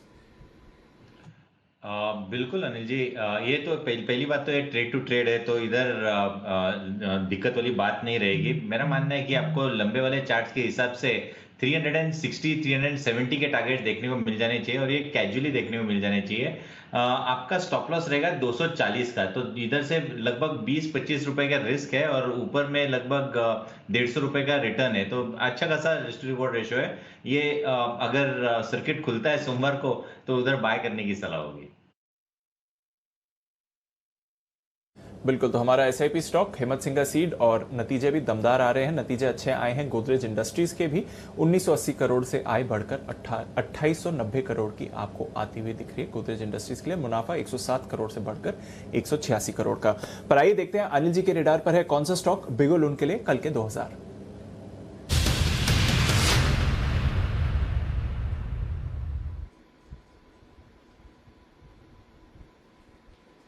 दीप, खरीदारी करने की राय, और खरीदारी करनी है वेदांता में। ये वो स्टॉक है जिसपे आज तक हमेशा हमारे टारगेट्स आगे पीछे कभी न कभी हमेशा आते हुए दिखे, एक भी बार निराश नहीं किया। और आज ये स्टॉक बहुत बड़े एक और ब्रेकआउट के लिए तैयार होता दिख रहा है। 320 का हमारा जो टारगेट था 320-25 का, वो हासिल हुआ, लेकिन आज जो क्लोजिंग मिल रही है, और ये वीकली क्लोजिंग है, ये ध्यान में रखें, 330 के ऊपर वीकली क्लोजिंग के लिए वेदांता जो तैयार होता दिख रहा है, ये और अच्छी मजबूती और अच्छी खरीदारी के साथ आगे बढ़ने की तैयारी में। आप क्या कर सकते हैं, 330 रुपए का एक कॉल ऑप्शन खरीदिए वेदांता का, 9 रुपए के आसपास मिल रहा है, 9 से 10 रुपए की रेंज में होगा, शायद अभी थोड़ा बढ़ा हो तो अलग बात है। 330 रुपए वाला कॉल ऑप्शन 9 रुपए के आसपास, 6 रुपए का स्टॉप लॉस, 15 और 20 रुपए 2 टारगेट के लिए, ये वेदांता में आपकी खरीदारी करने की राय है। थोड़ी सी ज्यादा रिस्क लेने वाले अगर आप इन्वेस्टर हैं, ट्रेडर हैं, तो 324 का स्टॉप लॉस रखें फ्यूचर्स में। ऊपर में 336 और 342 के टारगेट आपके लिए मंडे ट्यूसडे के लिए, आज से 1-2 दिनों के लिए आज से।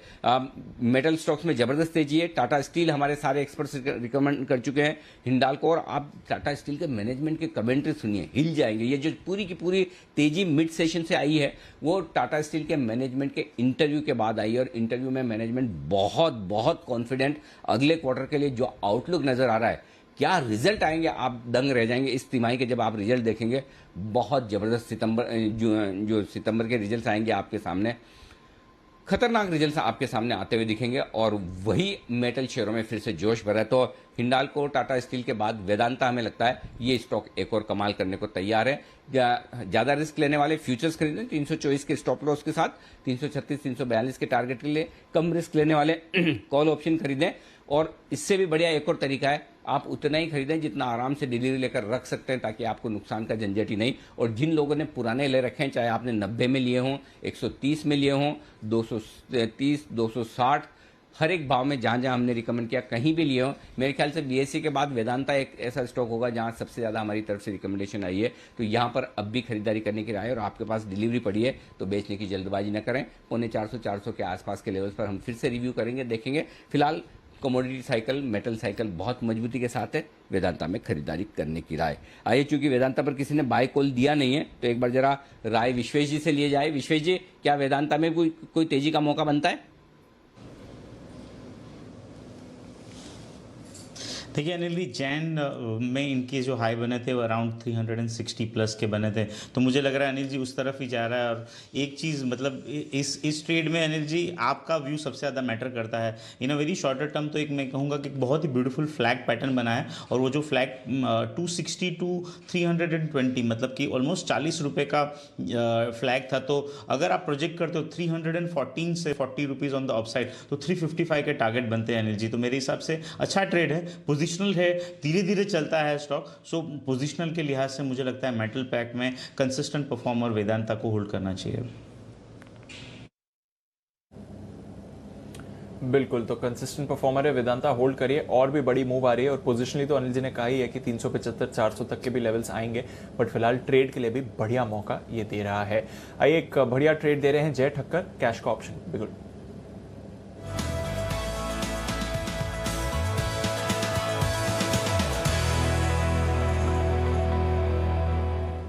बताएं जय, स्वागत है आपका। जी very good afternoon to you Deep, and very good afternoon to you Anil ji. Deep, सुबह जो 15,400 का कॉल ऑप्शन दिया था उसके सारे ही टारगेट्स हासिल हो चुके हैं। करीब 94 के आसपास दिया था, 134 155 के टारगेट्स के लिए उसके सारे टारगेट्स आ गए। इनफैक्ट उसके बाद अनिल जी ने मोटिवेट भी किया, एंड मुझे लग भी रहा था। एंड बैंक निफ्टी 36,100 का कॉल हमने जो रेकमेंड किया है वो काफ़ी अच्छा भाव के ऊपर ही ट्रेड कर रहा है। अभी 305 के आसपास ट्रेड कर रहा है, 36 तक हमें देखने मिला। तो मुझे ऐसा लग रहा है कि बैंक निफ्टी तो ऊपर यहाँ से ब्रेकआउट दे ही सकता है श्योरली। इसका 36,200 300 की जो रेंज है दीप, उसमें से ब्रेकआउट आएगा तो और एक अच्छा हमें मूव देखने मिलेगा। सो सिंस ऑलरेडी एक कॉल हमारी इंडेक्स पर ओपन है, तो मैं एक स्टॉक का कॉल दे रहा हूँ। यहाँ पे TCS का मुझे ऐसा लग रहा है कि 3440 का 3440 के स्ट्राइक का कॉल ऑप्शन दीपांशु खरीद के चल सकते हैं, जो करीब अभी 57 रुपये पे ट्रेड कर रहा है। इसका लॉट साइज भी छोटा है 300 का, तो आई थॉट कि ये एक अच्छा ट्रेड बन सकता है। यहाँ पे बहुत ही बड़ा एक सिमेट्रिकल ट्राइंगल पैटर्न में से ब्रेकआउट आ रहा है। 57 के आसपास आप इसको खरीद के चल सकते हैं। नीचे में इसमें स्टॉप लॉस लगाना है आपको 38 रुपये का। सो नियरली 19, आप समझ सकते हो 19-20 पॉइंट्स का एक रिस्क है, और 300 का लॉट है, तो 5,700 से 6,000 का एक रिस्क है डाउन साइड का। प्रदीप, इसमें जो टारगेट्स फर्स्ट टारगेट इसके बनकर आ रहे हैं that would be somewhere around 84। Second targets बनेंगे 100 के, 84 एंड 100, ये दो टारगेट्स के लिए। एंड सेकंड टारगेट अग्रेसिव है, 100 का दे रहा हूँ मैं। बट मुझे ऐसा लग रहा है दीपांशु, जो हिसाब से आज TCS में ब्रेकआउट आया है, सारी IT पैक में एक अच्छा मूव देखने मिला है, बट TCS में इतना बड़ा कंसोलिडेशन, आई मीन ये पूरे कैलेंडर ईयर का मतलब आप समझ लो 7 महीने का कंसोलिडेटिंग रेंज का breakout, clear buy crossover in momentum indicators. और ये देखकर तो मुझे ऐसा लग रहा है कि इनफैक्ट यहाँ से 10-15% का मूव आना चाहिए। टारगेट्स तो छोटे हैं, बट इतना देखने मिल सकता है। बिल्कुल, तो TCS पर है जय का भरोसा, और वहां पर आप एक्शन भी बनते हुए देख रहे हैं। फिलहाल 3440 का कॉल खरीदे, वहां पर आपको अच्छा एक्शन बनते हुए दिखेगा। इस स्टॉक पर भी रखिए नजर रखिए कुछ और काउंटर्स पर भी, जहां पर आपको एक्शन आते हुए दिख रहा है। एक अपडेट है गोदरेज इंडस्ट्रीज की तरफ से। अदी गोदरेज साहब बोर्ड ऑफ डायरेक्टर्स से रिजाइन कर रहे हैं और स्टेप डाउन करेंगे, और जो करंट मैनेजिंग डायरेक्टर हैं नादिर गोदरेज साहब, वो टेक ओवर करेंगे as chairman of the company. तो ये एक अपडेट आ रहा है गोदरेज इंडस्ट्री की तरफ से। नतीजे तो अच्छे रहे, बट अदी गोदरेज साहब अब स्टेप डाउन करेंगे और नादिर गोदरेज साहब उनको रिप्लेस करेंगे बोर्ड में एज चेयरमैन। आइए बैन से बेनिफिट, आशीष हमारे साथ हैं तैयार।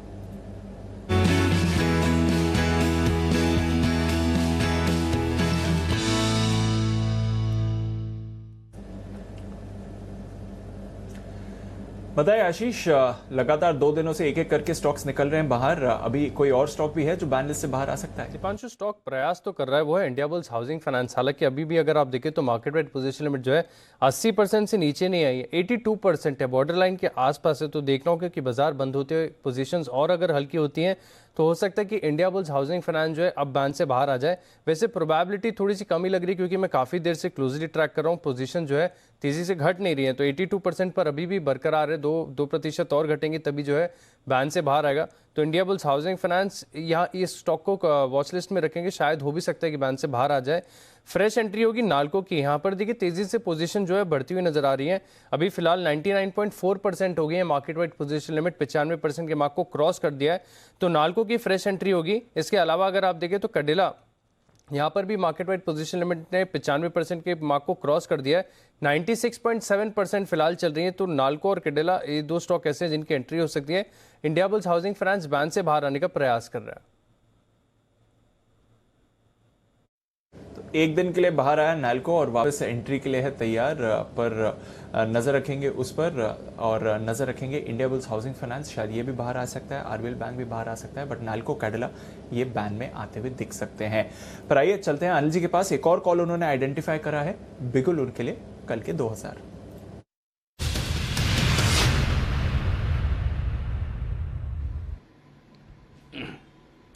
दीप, खरीदारी करने की राय और एक बार फिर से एक और metal stock sell, steel authority of India, यहाँ खरीदारी करने की राय। देखिए सब लोग है ना उगते हुए सूरज को सलाम करते हैं, चढ़ते हुए सूरज को सलाम करते हैं। बेचारा मतलब कोई सूरज बादलों में छुपा हुआ है तो इसे उसकी तरफ किसी की नज़र नहीं है। मेरी नज़र है जो स्टॉक भाग चुके हैं, चाहे वो हिंडाल्को हो, टाटा स्टील हो, वेदांता हो, लेकिन सेल ये एक और स्टॉक है, ये भी अब तैयारी में अपने रिजल्ट्स के बाद जो इसने करेक्शन, अच्छा इसके रिजल्ट में कहीं कोई दूर दूर तक खराबी नहीं।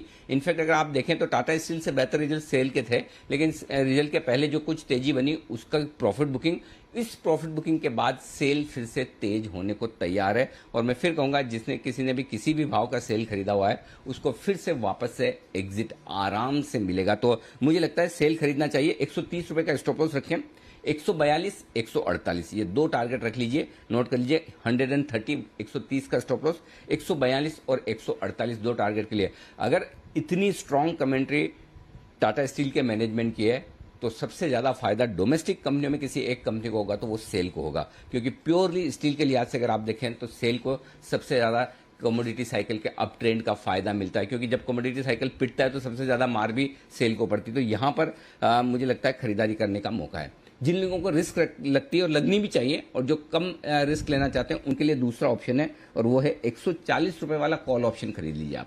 सिंपल 140 रुपए वाला कॉल ऑप्शन लीजिएगा, 2 रुपए 60 पैसे के आसपास मिल रहा है, 1 रुपए 70 पैसे के आसपास का स्टॉप लॉस लगाना है। 5, 7 और 10, 5, 7 एंड 10 ये तीन टारगेट के लिए आप 140 वाला कॉल ऑप्शन सेल का खरीदिए, 2 रुपए 60 पैसे में, 1 रुपए 70 पैसे के स्टॉप लॉस के साथ। तो ये सेल में खरीदारी करने की राय। और इसी पर एक बार जल्दी से जय अगर हमारे साथ हैं तो जय से राय ले ली जाए। जय, क्या कुछ अहम सपोर्ट के आसपास है, सेल में भी एक्शन आ सकता है?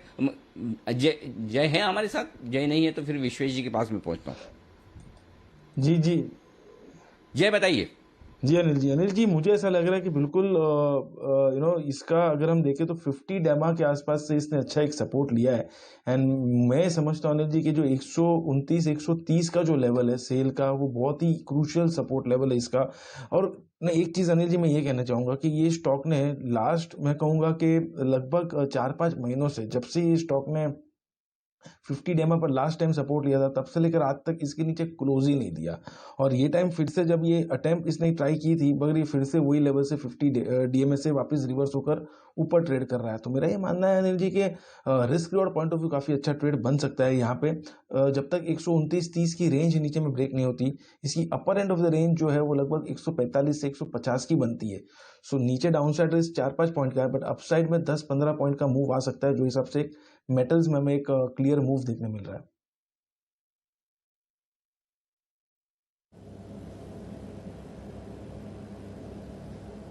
ओके, तो मेटल्स में है बढ़िया मूव, और नजर रखिए सेल पर। अनिल जी का है इस पर कन्विक्शन, बढ़िया मूव ये काउंटर आपको दिखा सकता है। ऑप्शन भी खरीद सकते हैं, फ्यूचर्स भी खरीदे, सेल एक्शन में आते हुए दिख रहा है। पर आइए आखिरी कुछ मिनट बाकी हैं बाजार के एक्शन के, चलते हैं अनिल जी के पास आज की फाइनल मार्केट स्ट्रैटेजी के लिए।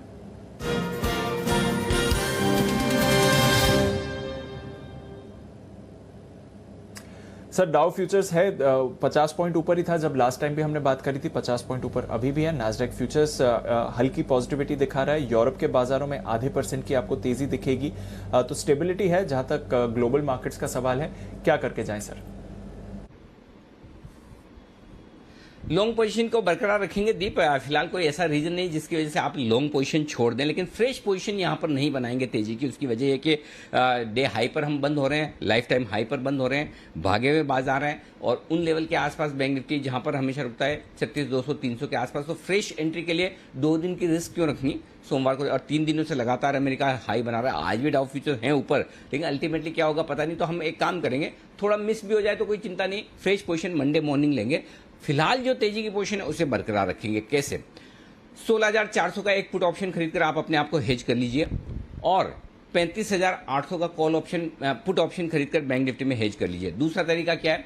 दूसरा तरीका ऑप्शन बेचने का है। कॉल ऑप्शन अगर आप चाहें तो 16,700 का आप बेच दें निफ्टी पर, और चाहें तो बैंक निफ्टी पर 36,500 का बेच दें। जो आपको ठीक लगे।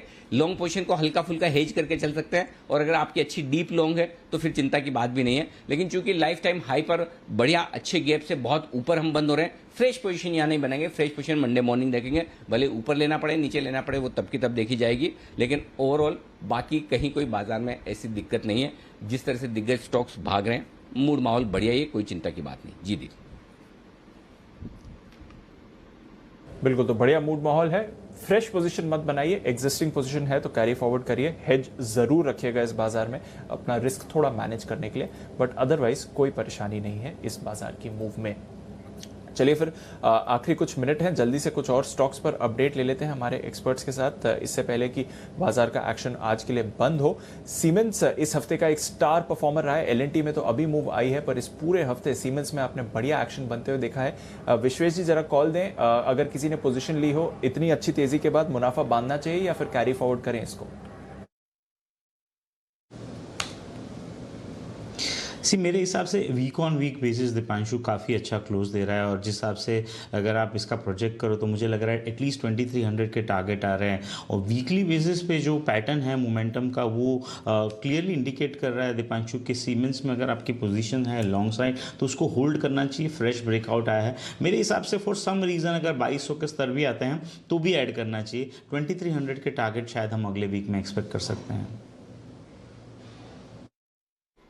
आजादी वाला स्टॉक सीमेंस आता हुआ आज सुबह कुणाल जी राकेश जी की तरफ से भी, और ये स्टॉक मजबूती के साथ ट्रेड कर रहा है। एक और स्टॉक मजबूती के साथ ट्रेड करता हुआ दिख रहा है, उससे आशु सर से राय लूंगा। भले आशु सर को पसंद हो ना हो, लेकिन पूछूंगा जरूर, और वो है जोमेटो। 138 रुपए पर आता हुआ 2% मजबूत है। 140 के पार फिर से निकलने की कोशिश जोमेटो की हाल ही की लिस्टिंग। अब आशु सर को जो मुनाफा भारी भरकम मुनाफा कमाने वाली कंपनियां भी मुश्किल से पसंद आती है, तो ये तो लॉस मेकिंग है। लेकिन सोमवार को 4 आईपीओ की लिस्टिंग होने जा रही है। जी हाँ, 4 आईपीओ एक साथ सोमवार को लिस्ट होंगे। उसमें से एक देवयानी भी है, जो यही KFC, पिज्जा हट हाँ, और ये सारा आपका कौन सा टेको बेल्स और वो सारे कोस्टा कॉफी वगैरह की चेन चलाने वाली कंपनी, तो शायद उसके पहले का एक्शन जोमेटो में देखने को मिल रहा है। आशु सर, क्या है आपकी राय जोमेटो पर? अनिल जी, पॉजिटिव राय है। मैंने तो आपको परसों भी बोला था कि न्यू एज अगला जो तेजी बनेगी वो सारे के सारे जो मिड कैप हो या लार्ज कैप हो न्यू एज स्टॉक्स में बनेगी, तो ये उसी ब्रैकेट में फॉल करता है। अनिल जी, आईपीओ के बाद जितने भी वो जो शॉर्ट टर्म ट्रेडर्स होते हैं या जो जिनको वो लिस्टिंग गेन लेने होते हैं, सब अनिल जी अब्जॉर्ब हो चुके हैं, सब माल खप चुका है। और अनिल जी मतलब ये एक धीरे धीरे करके, मतलब इसमें ऐसा तो नहीं होगा कि बहुत बड़ी बड़ी तेजी आएगी, लेकिन अनिल जी इन्वेस्टमेंट ग्रेड का स्टॉक है। और जो मॉडल है अनिल जी, जिसकी विजिबिलिटी है, ये way of life Anil ji आने वाले टाइम में आई थिंक उसमें उसी लाइफस्टाइल को बिलोंग करता है। तो अनिल जी एक टेम्परेरी लॉस को देख के हमें घबराना नहीं चाहिए इसके अंदर, और ये मतलब चलता रहेगा, डजंट मैटर। तो ये स्टॉक तो अनिल जी लेने वाला है, बिल्कुल पॉजिटिव व्यू है जोमेटो पे। बिल्कुल, तो नए जमाने के स्टॉक्स पसंद है, और पसंद है एक और स्टॉक जय को, लेकिन बिना बिगुल के, क्योंकि बचे हैं सिर्फ मुश्किल से 1.25 मिनट। जय बताइए आपका जैकपॉट शेयर। जी अनिल जी मुझे पसंद है 1660 के स्ट्राइक का कॉल ऑप्शन एलएनटी का, जो करीब अभी 28 रुपये 90 पैसे पे ट्रेड कर रहा है। अनिल जी, इसको खरीदना है। यहाँ पे स्टॉप लॉस लगाना है 22.10 का, 22.10 का एक स्टॉप लॉस लगाकर इसको खरीदना है। ऊपर में अनिल जी इसका पहला टारगेट रहेगा 36 का, सेकंड टारगेट बनेगा 41 का। लार्सन में भी बहुत ही एक अच्छा कंसोलिडेशन में से ब्रेकआउट आया है। टीसीएस में बड़ा वाला कंसोलिडेशन, इसमें छोटा सा है, पर मुझे ऐसा लग रहा है कि 1720-40 तक लार्सन जा सकता है यहाँ से, इसलिए इसका 1660 के स्ट्राइक का कॉल रेकमेंड किया है।